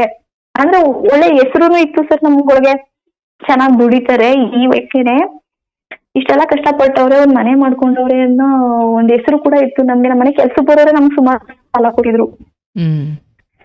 ಈ ತರ ಎಲ್ಲ ಇತ್ತು ಸರ್. ಆಗ ಅಷ್ಟು ಏನಾಯ್ತು ಅಂದ್ರೆ ಮೈದೂನ್ ಹತ್ರ ಸೇರ್ಕೊಂಡಿತ್ತು ಸರ್ ಒಂದ್ 3 ಲಕ್ಷ ದುಡ್ಡು.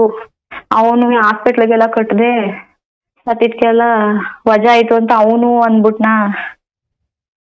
ಆಮೇಲೆ ಶುಂಠಿ ಹಾಕಿದ್ವಿ ಸರ್ ನಾವು, ಒಂದ್ 5 ಲಕ್ಷ ಶುಂಠಿ ದುಡ್ಡಾಯ್ತು. ಆ ಶುಂಠಿನೂ ಕಿತ್ತಿ ಒಂದಷ್ಟು ಜನಕ್ಕೆ ಬಡ್ಡಿ ಕೇಳಿದ್ರು ಸರ್, ಬಡ್ಡಿ ಕೊಡಕ್ ಆಗ್ಲಿಲ್ಲ, ಎಲ್ಲಿಂದ ತಂದ್ಕೊಡ್ಲಿ ನಾನು.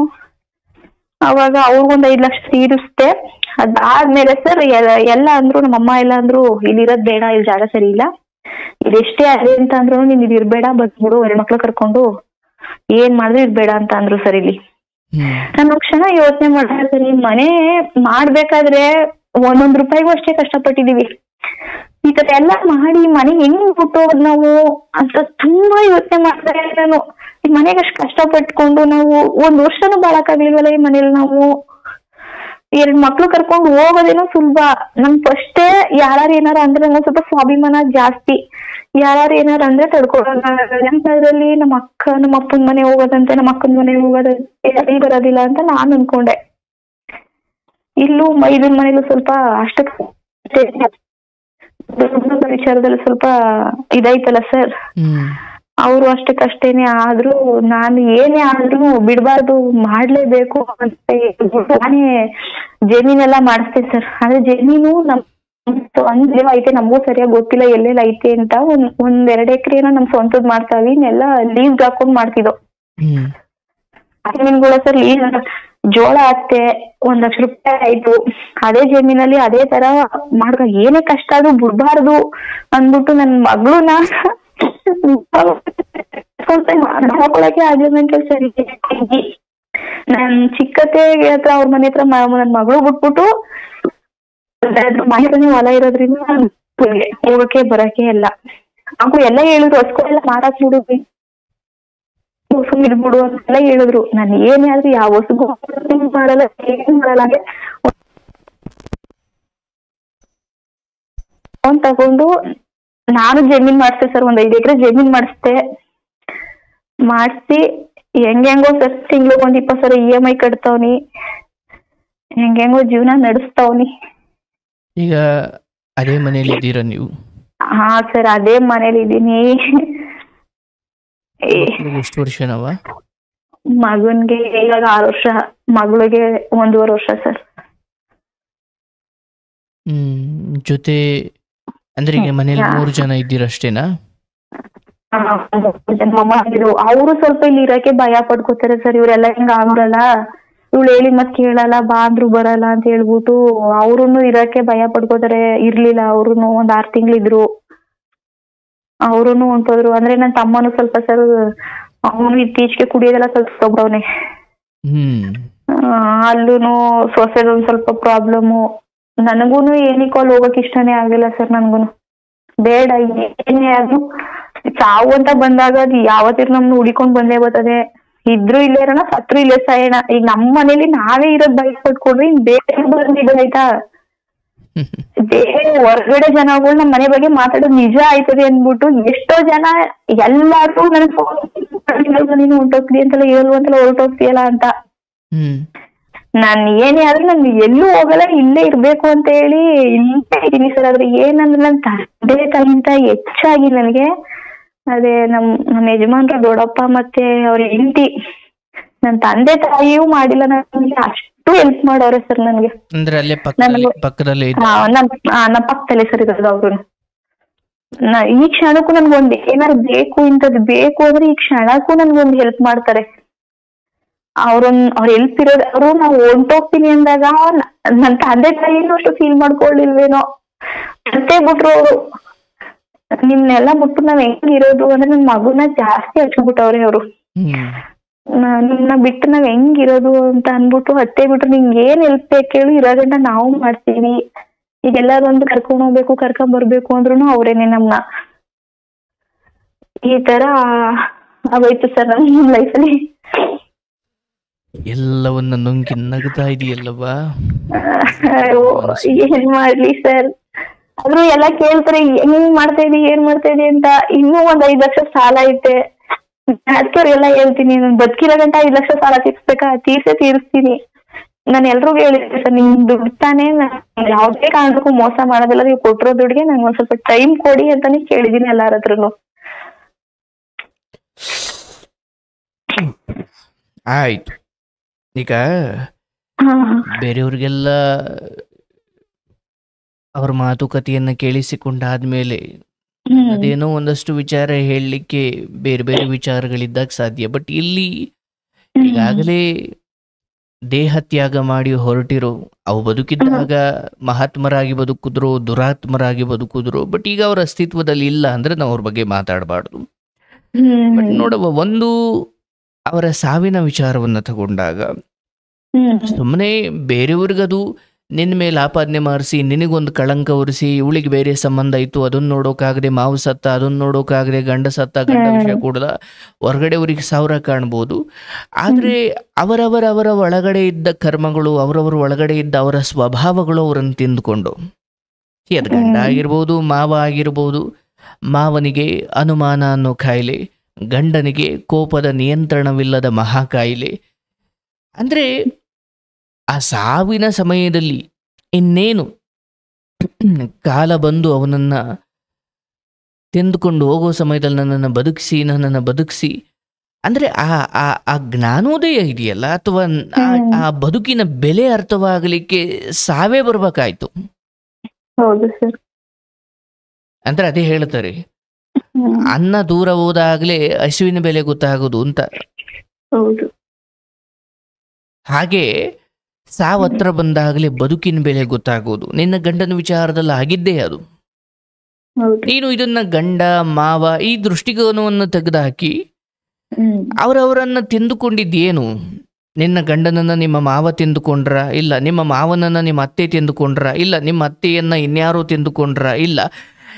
ಎದುರುಗಡೆ ಬಂದ ಪರಿಸ್ಥಿತಿಗಳನ್ನು ತೆಗೆದುಕೊಳ್ಳುವಂತಹ ಅಥವಾ ಅದನ್ನು ತುಂಬ ಪ್ರಬುದ್ಧವಾಗಿ ನಿಭಾಯಿಸುವಂತಹ, ಬದುಕನ್ನು ಪ್ರೀತಿಸುವಂತಹ ದೃಷ್ಟಿಕೋನ ಅವರಲ್ಲಿ ಇರಲೇ ಇಲ್ಲ. ಅಂಥದ್ದೊಂದು ಜ್ಞಾನವೇ ಅವರಲ್ಲಿ ಇರಲಿಲ್ಲ. ಅವ್ರ ದೃಷ್ಟಿಯಲ್ಲಿ ಏನು ದುಡಿಯೋದು, ತಿನ್ನೋದು, ಬದುಕೋದು. ಅದಷ್ಟೇ ಅಲ್ಲದೆ ಬೇರೆ ಬೇರೆ ಬೇರೆ ಬೇರೆ ನಿಮ್ಮ ಮಾವನಿಗಿದ್ದಂತಹ ಮನಸ್ಥಿತಿ ಅದಂತೂ ವಿಚಿತ್ರ. ವಿಚಿತ್ರ ಸರ್ ಅದು. ಈಗ ಎಲ್ಲರನ್ನ ಕಳ್ಕೊಂಡು ಏನ್ ನೋವಲ್ಲಿದ್ದೀಯೋ, ನಿನ್ನ ಮಾವ ಇದ್ದಿದ್ರೆ ಅದಕ್ಕಿಂತ 3 ಪಟ್ಟು ನೋವು ನೀನು ಅನುಭವಿಸ್ತಾ ಇದ್ದೆ. ಹಾಗಂತ ನಾನು ಸಾವನ್ನ ಸರಿ ಅಥವಾ ಸಮರ್ಥನೆ ಮಾಡ್ತಾ ಇಲ್ಲ, ಬಟ್ ಕಾಲದ ನಿಯಮಕ್ಕೆ, ವಿಧಿಯ ನಿಯಮಕ್ಕೆ ನಾವೆಲ್ಲ ತಲೆಬಾಗಬೇಕು, ಹೌದಲ್ಲವಾ? ಹೌದು ಸರ್. ಆದ್ರೆ ನಿನ್ನ ಕಣ್ಣ ಮುಂದೆ ಆದಂತ ಈ 2 ಸಾವುಗಳಿಂದ ನೀನು ಕಲಿಬೇಕಾಗಿರೋದು, ಮನುಷ್ಯ ಸಾಯೋದು ಹೌದು, ಅವನು ಜ್ಞಾನಿಯಾದ್ರೂ, ಅವನು ಅವಿದ್ಯಾವಂತನಾದ್ರೂ, ಬಡವನಾದ್ರೂ, ಸಿರಿವಂತನಾದ್ರೂ, ಗುಡಿಸಲ ಮನೆಯಲ್ಲಿರೋನಾದ್ರೂ, ಅರಮನೆಯ ಬಂಗಲೆಯಲ್ಲಿರೋನಾದ್ರೂ, ಕಾಲ ಬಂದಾಗ ಅವನು ರಸ್ತೆಯಲ್ಲಿದ್ದಾನ, ಬಾತ್ರೂಮಲ್ಲಿದ್ದಾನ, ಹಾಲಲ್ಲಿದ್ದಾನ, ದೇವ್ರ ಮನೆಯಲ್ಲಿದ್ದಾನ, ಯಾವುದೋ ತೀರ್ಥಕ್ಷೇತ್ರಕ್ಕೆ ಹೋಗಿದ್ದಾನ, ಇಲ್ಲ, ಅದು ಯಾವುದೂ ಮುಖ್ಯ ಅಲ್ಲ. ಕಾಲನ ಕರೆ ಬಂದಾಗ ಎಲ್ಲಿ ನಿಂತಿರ್ತೀವೋ ಅದೇ ಜಾಗದಲ್ಲಿ, ಅದೇ ಸಮಯದಲ್ಲಿ, ಅದೇ ರೀತಿಯಲ್ಲಿ ನಾವು ಕಾಲನ ಮಡಿಲಿಗೆ ಬೀಳಲೇಬೇಕು. ಅಂದರೆ ನಿಮ್ಮ ಗಂಡ, ನಿಮ್ಮ ಮಾವ, ಇವೆರಡು ಸಾವು ಅತ್ತೆ ನೀನು ಬರೋಕ್ಕಿಂತ ಮುಂಚೆ ಆಗಿದ್ದು, ಬಟ್ ಈ 2 ಸಾವುಗಳು ನಿನಗೆ ತಿಳಿಸಬೇಕು. ಬದುಕು ಯಾವಾಗಲೂ ಅಷ್ಟೇ, ನಾನು ಇನ್ನೊಬ್ಬರ ಮೇಲೆ ಅನುಮಾನ ಪಡುವುದು, ಇನ್ನೊಬ್ಬರನ್ನ ನೋವು ಕೊಡುವುದು, ಇನ್ನೊಬ್ಬರಿಗೆ ನೋವಾಗುವಂತೆ ನಡ್ಕೊಳ್ಳೋದು, ಇದು ನಿನ್ನ ಮಾವನ ರೀತಿಯ ಅಥವಾ ನಿಮ್ಮ ಮಾವನನ್ನು ತೆಂದುಕೊಂಡ್ರೆ, ನಿನ್ನ ಗಂಡ ಯಾರಿಗೂ ನೋವು ಕೊಡಲಿಲ್ಲ, ಆದರೆ ಆತನಿಗೆ ಆತ ನೋವು ಕೊಟ್ಟುಕೊಂಡಿದ್ದೇ ಜಾಸ್ತಿ. ಹೌದು ಸರ್. ಇನ್ನೊಬ್ಬರಿಗೆ ಎಷ್ಟು ನೋವು ಕೊಡೋದಿದೆಯೋ ಅಥವಾ ಅದು ಎಷ್ಟು ಮೂರ್ಖತನವೋ, ತನಗೆ ತಾನು ನೋವು ಕೊಟ್ಟುಕೊಳ್ಳೋದು ಅಷ್ಟೇ ಮೂರ್ಖತನ. ಬಟ್ ಅವತ್ತು ಆತನ ದೇಹದಲ್ಲಿ ಏನಾದರೂ ಸೇರಿತಾ, ಅಥವಾ ಆತನ ಬದುಕಲ್ಲಿ ಅಥವಾ ಆತನ ದೇಹದೊಳಗಡೆ ಹಿಂದೆ ಯಾವುದೋ ಪ್ರತೀಕಾರ ಇತ್ತ, ಅದು ಯಾವುದೋ ಕಾಯ್ತಾ ಇತ್ತ.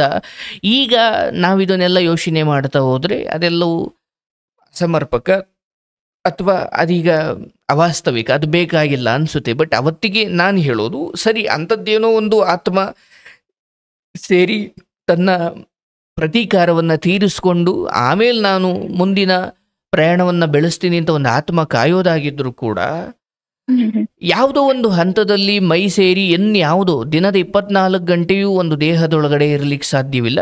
ಆದರೆ ಈ ಬಿಡುಗಡೆ ಹೊಂದಿದ ಸಮಯದಲ್ಲಿ ತಾನು ತಪ್ಪು ಮಾಡೋದು, ಕಾಲಿಡಿಯೋದು, ತಪ್ಪು ಮಾಡೋದು, ಕಾಲಿಡಿಯೋದು, ಯಾವುದೋ ಒಂದು ಹಂತದಲ್ಲಾದರೂ ನನಗೆ ಹಿಂಗೆ ಅನ್ನಿಸ್ತಾ ಇದೆ, ನನಗೆ ಹಿಂಗೆ ಆಗ್ತಾ ಇದೆ ಅಂದಾಗ ನೀವು ಬೇರೆ ವ್ಯವಸ್ಥೆ ಮಾಡ್ತಾ ಇದ್ರೋ ಏನೋ? ಅಂದ್ರೆ ಸರ್, ಇವರು ಯಾವ ತರ ಅಂದ್ರೆ ದೇವಸ್ಥಾನಕ್ಕಂದ್ರೂ ಬರ್ದಿರ್ಲಿಲ್ಲ, ಎಲ್ಲಂದ್ರೂ ಬರ್ತಿರ್ಲಿಲ್ಲ. ಅಂದ್ರೆ ಮನೆಯಲ್ಲಿ ಜವಾಬ್ದಾರಿ ತಕೊಂಡ್ ಮಾಡೋ ಅಂತವ್ರು ಯಾರು ಇರ್ಲಿಲ್ಲ ಸರ್. ಕರ್ಕೊಂಡ್ ಹೋದ್ರೆ ಇವರೇ ಕರ್ಕೊಂಡ್ ಹೋಗ್ಬೇಕು ನಮ್ನ, ಎಲ್ಗೋದ್ರು ಇನ್ಯಾರು ಕರ್ಕೊಂಡ್ ಹೋಗ್ತಾರೆ? ಈ ತರ ನಮ್ ಪರಿಸ್ಥಿತಿ. ಒಂದು ಮನೆ ಅಂದ್ಮೇಲೆ ಸರ್ 4 ಜನ ಇದ್ರೇನೆ ಅದು ಪರಿಪೂರ್ಣ. ಒಂದ್ ಅತ್ತೆ ಮಾವ ಪ್ರತಿಯೊಬ್ರು ಇರ್ಬೇಕು, ಮನೆ ಅಲ್ವೇ ಅಲ್ಲ. ಆಯ್ತವ, ನಿನ್ನ ಗಂಡನ ವಿಚಾರದಲ್ಲಿ ನಿನ್ನ ಮನೆಯ ಹಳೆಯ ಯಾವುದೋ ಒಂದು ಆತ್ಮ ಅಲ್ಲೇನೋ ಕೆಲಸ ಮಾಡಿದೆ ಅಂತ ನೀನು ಅದನ್ನ ನಂಬಬೇಡ. ಇಲ್ಲ ಸರ್, ನೀನು ಅದು ಇದೆಯೋ ಇಲ್ವೋ ನನಗೆ ಬೇಡ, ಬಟ್ ಬದುಕನ್ನ ಧನಾತ್ಮಕವಾಗಂತೂ ತೆಗೆದುಕೊಳ್ಳೋದಕ್ಕೆ ನಮ್ಮ ಕಣ್ಣು ಮುಂದೆ ಅವಕಾಶ ಇದೆ. ಇಲ್ಲ, ಯಾವ ಆತ್ಮವೂ ಆತನನ್ನ ತಿಂದುಕೊಳ್ಳಿಲ್ಲ. ಆತ ತನ್ನ ಬುದ್ಧಿಯ ಮೇಲೆ, ತನ್ನ ಆಲೋಚನೆಗಳ ಮೇಲೆ ಹಿಡಿತ ಕಳ್ಕೊಂಡಿದ್ದ, ಮತ್ತೆ ಸ್ವಯಂ ತನಗೆ ತಾನು ಶಿಕ್ಷೆ ಕೊಟ್ಕೊಳ್ಳೋಕೆ ಶುರು ಮಾಡಿದ್ದ.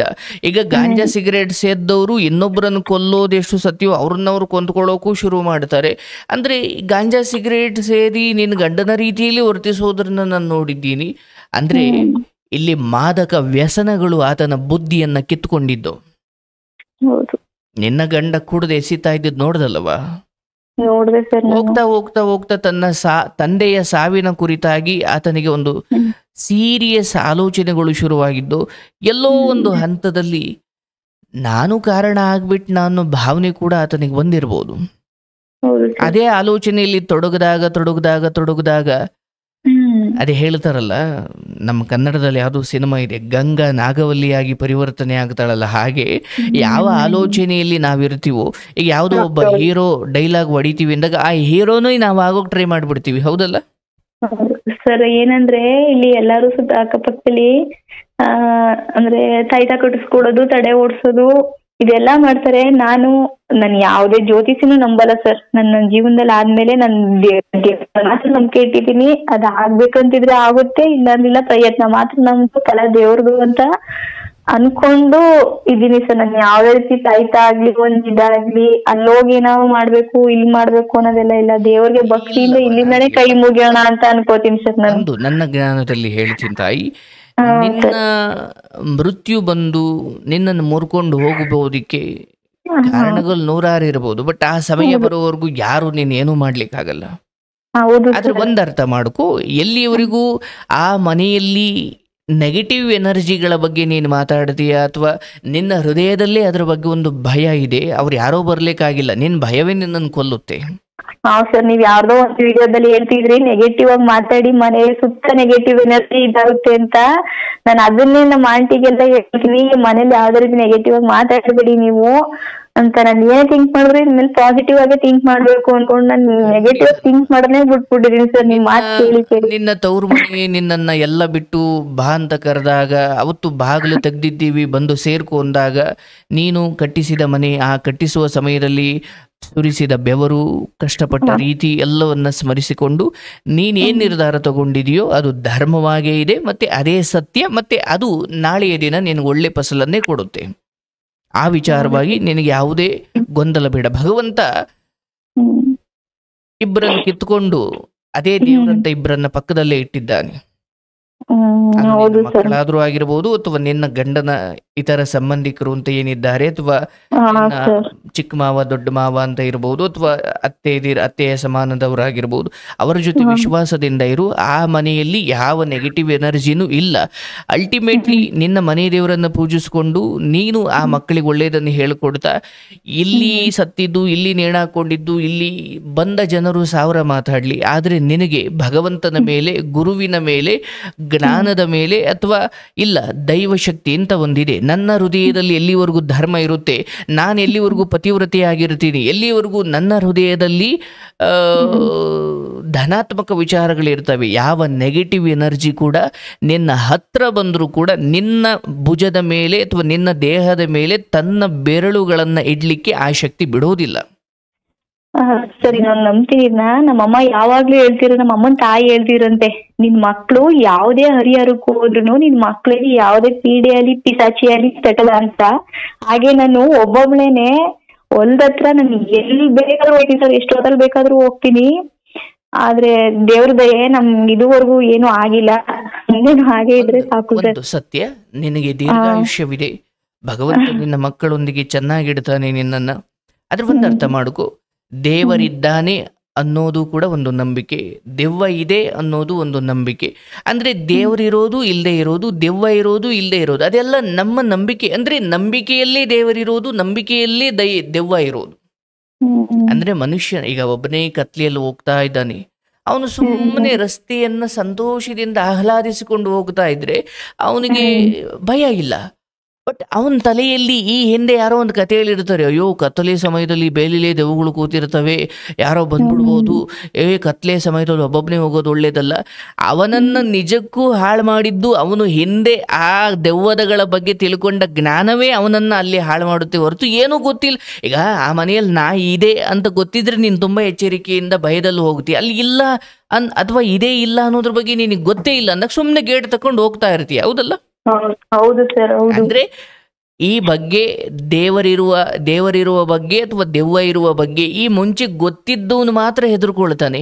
ಅದೇ ಒಂದು ಮಗು, 3 ತಿಂಗಳು ಮಗು ಅಲ್ಲಿ ಮಲಗಿಸಿದಾಳೆ, ತಾಯಿ ನೀರು ತರಕ್ ಹೋಗಿದ್ದಾಳೆ, ಅಲ್ಲೊಂದು ಹಾವು ಬರುತ್ತೆ, ಮಗು ಬಡ್ಕೊಳ್ಳೋದೇ ಇಲ್ಲ, ನಗ್ನಗ್ತಾ ಹಾವು ಮುಟ್ಲಿಕ್ಕೆ ಹೋಗುತ್ತೆ. ಯಾಕಂದ್ರೆ ಹಾವಿನ ವಿಷಯದ ಬಗ್ಗೆ ಆ ಮಗುವಿಗೆ ಜ್ಞಾನ ಇಲ್ಲ. ಅಂದ್ರೆ ಯಾವುದರ ಬಗ್ಗೆ ನಮಗೆ ಜ್ಞಾನವಿಲ್ಲವೋ ಅದರ ಬಗ್ಗೆ ನಂಬಿಕೆ ಆಗಲಿ ಅಥವಾ ಭಯವಾಗಲಿ ಬರ್ಲಿಕ್ಕೆ ಸಾಧ್ಯನೇ ಇಲ್ಲ, ಹೌದಲ್ಲ? ಹೌದು ಸರ್. ಈಗ ಹಾಗಲಕಾಯಿ ತಿನ್ನೆ ತಗೊಳ್ಳೆ ಅಂತ ಯಾರೋ ನಿನ್ನ ಸ್ನೇಹಿತೆ ಕೊಟ್ಲು, ಥೂ ಯಪ್ಪ ವಿಷ ಅದು, ಯಾಕೆ ಹಂಗೆ ಮೂಗು ಮುರಿತಾ ಇದೀಯಾ? ಯಾಕಂದ್ರೆ ಅದರ ವಿಷಯದ ಬಗ್ಗೆ ನೀನು ಕೇಳಿ ತಿಳ್ಕೊಂಡಿದ್ದೀಯಾ ಅಥವಾ ಯಾವಾಗಲೂ ತಿಳ್ಕೊಂಡಿದ್ದೀಯಾ? ಬಟ್ ಅದು ಏನು ಅಂತ ಗೊತ್ತೇ ಇಲ್ದಿರೋರಿಗೆ ಕೊಡು, ಬಾಯಿಗೆ ಇಕ್ಕೊಂಡು ಆಮೇಲೆ ಅವರು ಉಗಿತಾರೆ. ಮೊದ್ಲೇ ಬೇಡ ಅನ್ನಲ್ಲ, ಆದ್ರೆ ಮೊದ್ಲೇ ಬೇಡ ಅನ್ನೋದು ಯಾರು? ಅದ್ರ ಬಗ್ಗೆ ಗೊತ್ತಿರೋರು. ಅರ್ಥಾತ್ ಭಯ ಅಥವಾ ಭಕ್ತಿ ಅದು ಈ ಮುಂಚೆ ನಾವು ಅದರ ಬಗ್ಗೆ ತಿಳ್ಕೊಂಡಿದ್ರೆ ಮಾತ್ರ ಬರುತ್ತೆ ಹೊರತು ಅದು ಸಹಜವಾಗಿ ಮೊದಲೇ ನಮ್ಮೊಳಗಡೆ ಭಗವಂತ ಯಾವುದನ್ನು ಇನ್ಬಿಲ್ಟ್ ಆಗಿ ಕೊಟ್ಟು ಕಳಿಸಿರೋದಿಲ್ಲ. ಹಾಗಾಗಿ ದೆವ್ವ ಇರೋ ಮನೆ ಅಂದರೆ ನೆಗೆಟಿವ್ ಆಲೋಚನೆಗಳು, ನೆಗೆಟಿವ್ ಮಾತುಗಳು, ನೆಗೆಟಿವ್ ಜನರು, ಅಂದರೆ ಋಣಾತ್ಮಕ ವಿಚಾರಗಳು, ಋಣಾತ್ಮಕ ಜನರು, ಋಣಾತ್ಮಕ ಚಿಂತನೆಗಳು ಎಲ್ಲಿ ನೆಲೆಸಿರ್ತಾವೋ ಅದೇ ದೆವ್ವದ ಮನೆ. ಎಲ್ಲಿ ಧನಾತ್ಮಕ ಆಲೋಚನೆಗಳು, ತತ್ವಜ್ಞಾನ, ಜ್ಞಾನ, ದೈವ ಚಿಂತನೆಗಳು, ಭಾಗವತ, ಭಗವದ್ಗೀತೆ, ರಾಮಾಯಣ, ಮಹಾಭಾರತ ಇವು ಎಲ್ಲಿ ಹೆಚ್ಚು ಪಠಣವಾಗುತ್ತವೆ ಅದೇ ದೇವಾಲಯ. ಎಲ್ಲಿ ನೆಗೆಟಿವ್ ಎನರ್ಜಿ ಹೆಚ್ಚು ಪಠಣವಾಗುತ್ತೆ ಅದು ದೆವ್ವಾಲಯ. ದೇವಾಲಯ, ದೆವ್ವಾಲಯ. ನಿನ್ನ ಮನೆ ದೇವಾಲಯವೋ ದೆವ್ವಾಲಯವೋ, ಅಲ್ಲಿ ನಿನ್ನ ಮನೆಯಲ್ಲಿ ದೇವ್ರ ಮನೆಯನ್ನು ಎಷ್ಟು ದೊಡ್ಡದಾಗಿ ಮಾಡಿದೆಯಾ ಅದು ಮುಖ್ಯ ಅಲ್ಲ.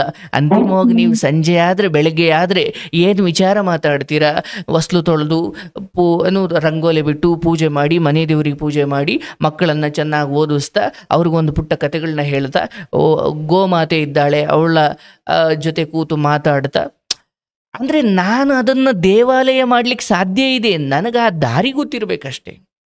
ಹೌದು ಸರ್. ಹಾಗಾಗಿ ಅಲ್ಲಿ ಯಾವ ನೆಗೆಟಿವ್ ಎನರ್ಜಿನೂ ಇಲ್ಲ. ನಿನ್ನ ತಾಯಿ ಮನೆಯವ್ರಿಗೆ ಅದರದೇ ಆದ ಅವ್ರದೇ ಆದ ಕಲ್ಪನೆಗಳಿದ್ದಾವೆ. ಅದೇ ಹೇಳಿದ್ನಲ್ಲ, ಈ ಮುಂಚೆ ಅವ್ರಿಗೆ ಏನೇನೋ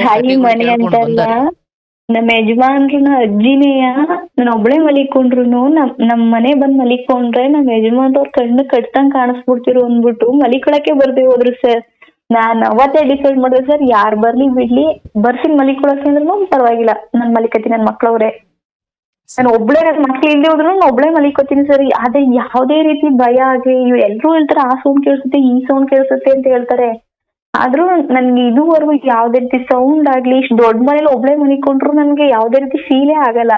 ಇಲ್ಲವಾ, ಈಗ ಯಾವ್ದೇ ಆದ್ರೂ ಅಷ್ಟೇ, ಹಸುವನ್ನ ಸಾಕಿರೋನ್ಗಿಲ್ದೇ ಇರೋ ಭಯ ಹೊಸದಾಗ ಅದ್ರ ಮುಂದೆ ಹೋಗೋನ್ಗಿರುತ್ತೆ. ನಾಯಿಯನ್ನ ಸಾಕದವ್ರಿಗೆ ಭಯ ಇರಲ್ಲ, ಹೌದಲ್ಲ? ಹೌದು ಸರ್. ಬಟ್ ಆ ನಾಯಿ ಬಗ್ಗೆ ಕೇಳಿ ಅದು ಕಚ್ಚುತ್ತಂತೆ ಅಂತ ತಿಳ್ಕೊಂಡಿರೋರ್ಗೆ ತುಂಬಾ ಭಯ. ಈಗ ನೀನ್ ಅದನ್ನ ಸಾಕದವಳು, ಅವರೆಲ್ಲ ಹೊರಗಡೆಯಿಂದ ತಿಳ್ಕೊಂಡು ಬಂದವರು. ಅದೊಂದು ಮನಃಶಾಸ್ತ್ರ. ಅದ್ರ ಹೊರತಾಗಿ ಹೌದು ಶಕ್ತಿಗಳಿದ್ದಾವೆ, ಅದಿಲ್ಲ ಅಂತ ಅಲ್ಲ, ಆದ್ರೆ ದೈವ ಇದೆ, ಭಗವಂತ ಇದ್ದಾನೆ. ಅವನನ್ನ ನಂಬಿದವರನ್ನ ಅವನು ಯಾವತ್ತೂ ಕೈ ಬಿಡುವುದಿಲ್ಲ. ಕೃಷ್ಣ ನೀನೇ ಕಾಪಾಡಪ್ಪ. ನಿನ್ನ ಕೊಳಲಿನ ನಾದವೇ ಮಹಾತ್ಮರ ಪ್ರವಚನಗಳು ಮನೆಯಲ್ಲಿ ಓಡ್ತಾ ಇರಬೇಕು. ನಿಮಗೆ ಒಳ್ಳೆ ಆಲೋಚನೆಗಳು ಬರಬೇಕಂದ್ರೆ ನೀವು ಒಳ್ಳೆಯವ್ರ ಮಾತು ಕೇಳಿರ್ಬೇಕು. ಒಳ್ಳೊಳ್ಳೆ ಆದಷ್ಟು ನಾನು ಒಳ್ಳೊಳ್ಳೆದ್ನಂತೂ ಕೇಳ್ತಾನೆ ಇರ್ತೀನಿ. ನನ್ನ ಫೋನ್ ಆಯ್ತು, ನಾನಾಯ್ತು, ಈ ತರ ಒಳ್ಳೊಳ್ಳೆ ಇದನ್ ಕೇಳ್ತಾ ಇರ್ತೀನಿ ಆದಷ್ಟು. ಮನೇಲಿ ಎಲ್ಲ ಒಳ್ಳೆ ಸರ್, ಇವ್ನ ಕೈಲಿ ಏನ್ ಮಾಡಕ್ಕಾಗುತ್ತೆ? ಒಬ್ಬ ಗಂಡಸಾಗೇನೆ ಏನು ಮಾಡಕ್ಕಾಗಲ್ಲ, ಹೊಲ ಮಾಡಕ್ಕಾಗಲ್ಲ, ಜಮೀನ್ ಮಾಡಕ್ಕಾಗಲ್ಲ, ಇವ್ಳ ಕೈಲಿ ಏನ್ ಮಾಡಕ್ಕಾಗುತ್ತೆ? ಮಕ್ಳು ನೋಡ್ಕೊಳಕ್ಕಾಗುತ್ತೋ ಅಂತ ಎಲ್ಲ ಇದನ್ ಮುಂದೆ ಯಾರು ಹೇಳಿದ್ರು ಸರ್, ಅವರೇ ನಮ್ಮ ತಿರುಗಿ ನೋಡೋ ತರ ಆಗೈತೆ ಸರ್. ಇವ್ರಿಗೂ ಆ ಕೆಪಾಸಿಟಿ ಐತೆ ಅನ್ನೋ ತರ. ಬಟ್ ನಿನಗೊಂದು ಕಿವಿ ಮಾತು ಹೇಳಿರ್ತೀನಿ ತಾಯಿ, ಯಾವುದೇ ಆಗ್ಲಿ ಜನರ ಮಾತುಗಳನ್ನು ನಂಬಿಕೊಂಡು ಜನರ ಮಾತಿಗೆ ಬದುಕಬೇಡ. ಎದ್ದಾಗ ಹೊಗಳೋರು, ಬಿದ್ದಾಗ ಜುಟ್ಟಿಡಿತಾರೆ. ಹಾಗಾಗಿ ಬೀಳೋದೊಂದಿನ, ಏಳೋದೊಂದಿನ, ಗಳಿಸೋದೊಂದಿನ, ಕಳೆಯೋದೊಂದು ದಿನ.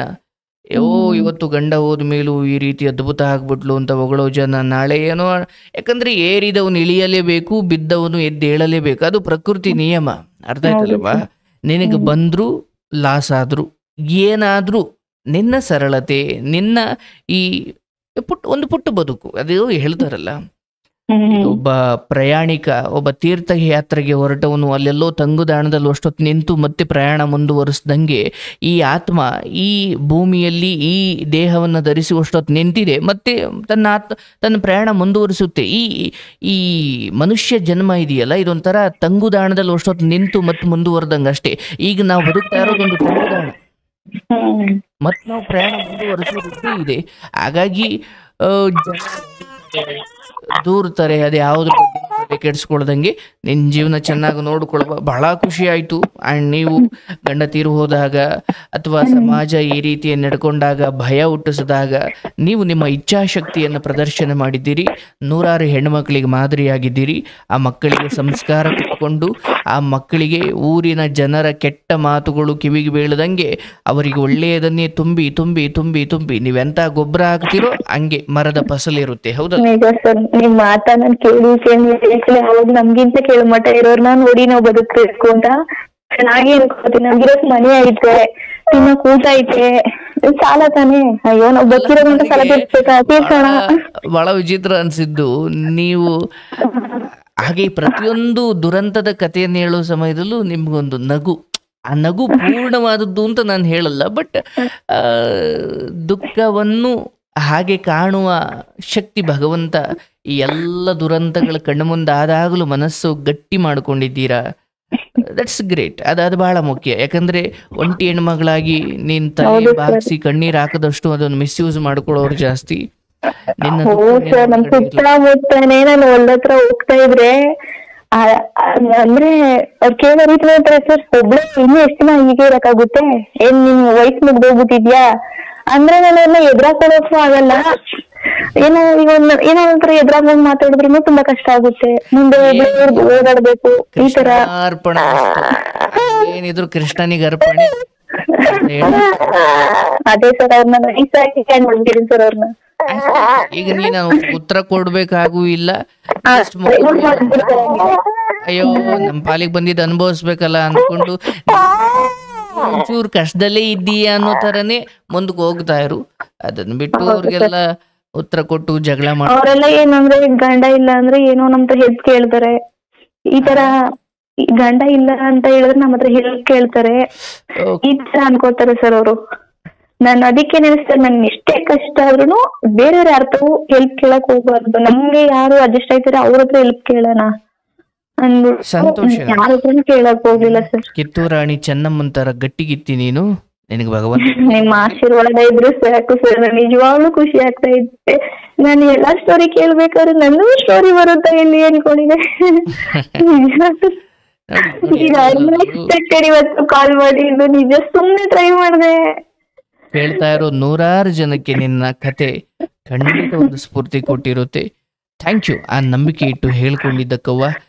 ನನಗೆ ಭಗವಂತ ಯಾರ ಕೆಟ್ಟ ದೃಷ್ಟಿಯೂ ಬೀಳದ ಹಾಗೆ ಇನ್ನು ಮುಂದೆ ನಿನ್ನ ಮಕ್ಕಳ ಕಾಲಕ್ಕೆ ಅಥವಾ ನಿನ್ನ ಮಕ್ಕಳ ಅಂತ್ಯದ ವೇಳೆಗೂ ನಿನ್ನ ಮನೆಯಲ್ಲಿ ಇನ್ಯಾವ ಆ ಮಟ್ಟಿನ ದುರಂತ ಘಟನೆಗಳು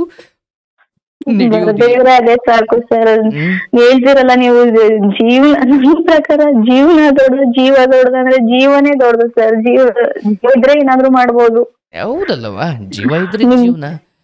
ಒಂದೊಂದ್ಸಲ ಅನ್ಸೋದು ಸರ್, ನಿಮ್ ಮಾತ್ ಕೇಳಕ್ಕೆ ಮುಂಚೆನೆ ಮನೆಗ್ ಗೊತ್ತು ಅಂದ್ರೆ ನನಗ್ ನನ್ ಮೇಲೆ ಅನುಮಾನ, ಬದುಕಕ್ ಆಗುತ್ತಾ, ನಿಜವಾಗ್ ನನ್ನಿಂದ ಇರಕ್ ಆಗುತ್ತಾ, ಏನಾದ್ರು ಮಾಡ್ಕೊಬಿಡ್ಬೇಕಲ್ಲ ನಾನು ಅಂತ ಅನ್ಸೋದು. ಒಂದಷ್ಟು ಮೋಟಿವೇಶನ್ಸ್ ವಿಡಿಯೋಗಳು ನಿಮ್ದು ನೋಡಿದ್ಮೇಲೆ ಈ ಇರ್ಬೇಕು, ನಾವು ಬದುಕ್ಬೇಕು ಅಂತ ಅನ್ಸುತ್ತೆ ನಿಮ್ ಮಾತುಗಳು ಕೇಳಿದಾಗ. ಖಂಡಿತ ಬದುಕಬೇಕವ. ಮಕ್ಳಿದ ಅನಾಥರ ಮಾಡೋದು ಬೇಡ ನೋಡಿ. ಒಂದರ್ಥ ಮಾಡ್ಕೊಳ್ಳೋದು, ಸುಮ್ಮನೆ ಸಂತೋಷವಾಗಿ ಬದುಕಲಿಕ್ಕೆ ಭಗವಂತ ಎಲ್ಲ ವ್ಯವಸ್ಥೆನೂ ಮಾಡಿರ್ತಾನೆ. ಬಟ್ ಅವ್ರ ಮೆಚ್ಚಂಗೆ ಇವ್ರಿಗೆ ಬುದ್ಧಿ ಕಲಿಸಿ ಇವ್ರ ಮುಂದೆ ನಾನು ಬೆಳಕು ತೋರಿಸ್ತೀನಿ, ಈ ಬುದ್ಧಿ ಬಂದ ತಕ್ಷಣ ನಾವು ಗೊಂದಲಕ್ಕೆ ಸಿಗಾಕೊಂಡ್ಬಿಡ್ತೀವಿ. ಸಹಜವಾಗಿ ಬದುಕೊಂಡು ಹೋಗಿ. ಅವ್ರಿದ್ದಾಗ್ಲೂ ಏನಿದ್ರು ಹಂಗೆ ಇದ್ಕೊಂಡು ಹೋಗಿ. ಅವ್ರೊಂಚೂರು ಬೇಗ ಹೋಗಿರೆ ನಾವು ನೀವು ಒಂಚೂರು ಲೇಟಾಗಿ ಹೋಗ್ತೀವಿ, ಹೋಗೋದು ಸತ್ಯ. ಬಟ್ ಸ್ವಲ್ಪ ಮುಂದೆ ಹಿಂದೆ ಆಗುತ್ತೆ ಅಷ್ಟೇ. ಹಾಗಾಗಿ ಈ ಸತ್ಯವನ್ನ ಅರ್ಥ ಮಾಡ್ಕೊಳ್ಳಿ. ಅವ್ರು ಹಿಂಗಂದ್ರು ಇವ್ರ ಮುಂದೆ ನಾನು ಬೆಳಕು ತೋರಿಸ್ತೀನಿ ಅಂದ್ರೆ ಈ ಮನುಷ್ಯನಿಗೆ ಈ ಪ್ರತಿಷ್ಠೆಯ ಬುದ್ಧಿ ಬಂದ ತಕ್ಷಣ ಅವ್ನು ಏನೇನೋ ಮಾಡ್ಲಿಕ್ಕೆ ಶುರು ಮಾಡಿದೆ. ಅಂದ್ರೆ ಸುಮ್ಮನೆ ಸ್ಮೂತಾಗಿ ಹೋಗ್ತಿದ್ದ ಬದುಕನ್ನ ಇವನೇ ಕೆಸರೊಳಿ ಕಲ್ಲಾಕಿ ಏನೇನೋ ಗೋಜಲು ಮಾಡಿಕೊಂಡ್ಬಿಡ್ತಾನೆ. ಸರ್ ನಾವ್ ನಿಮ್ ಈ ಮಾತು ಕೇಳದ್ಮೇಲೆ ಎಷ್ಟೋ ತಾಳ್ಮೆ ಬಂದ್ಬಿಟ್ಟಿದೀನಿ ಸರ್. ನಾನು ಯಾರ ಬಗ್ಗೆ ಯೋಚನೆ ಮಾಡಕ್ ಹೋಗಲ್ಲ. ಇಷ್ಟಾಯ್ತು ಇಷ್ಟು ನೋಡ್ಕೊಂಡು ಆದಷ್ಟು ನೋಡಿ ನಾನು ಎಲ್ರಿಗೂ ಹೋಗ್ತೀನಿ ವಿಡಿಯೋನ. ಇವ್ರು ನೋಡಿ ನನ್ಗೆ ಒಂಥರ ನನ್ಗೆ ಇಷ್ಟ ಆದವ್ರನ್ನ ತೋರಿಸ್ಕೊ ಜಾಸ್ತಿ. ನಾನು ನೋಡಿ ಇವರಿಂದ ಬದಲಾಗಿದ್ದೀನಿ ಅಂತ ತೋರಿಸ್ಕೊಂಡು ಎಲ್ರು ಹಂಗೆ ಹೆಂಗ್ ನಗಾಡ್ಕೊಂಡೇ ಇರ್ತಿದೀಯಲ್ಲ ನೀನು, ನಿನ್ಗೇನ್ ಕಷ್ಟ ಅಂತ ಕೇಳಲ್ರಿ, ಏನು ಕಷ್ಟನೇ ಇಲ್ವಾ ನಿನ್ಗೆ ಅಂತಾನೆ ಕೇಳ್ತಾರೆ. ಸೂಪರ್. ಖಂಡಿತ ನಿಮ್ ಜೊತೆ ಇದ್ದೀವವ್ವ. ಯಾವಾಗ ಬೇಕಾದ್ರೂ ನೀವು ಕರೆ ಮಾಡಿ ಮಾತಾಡು.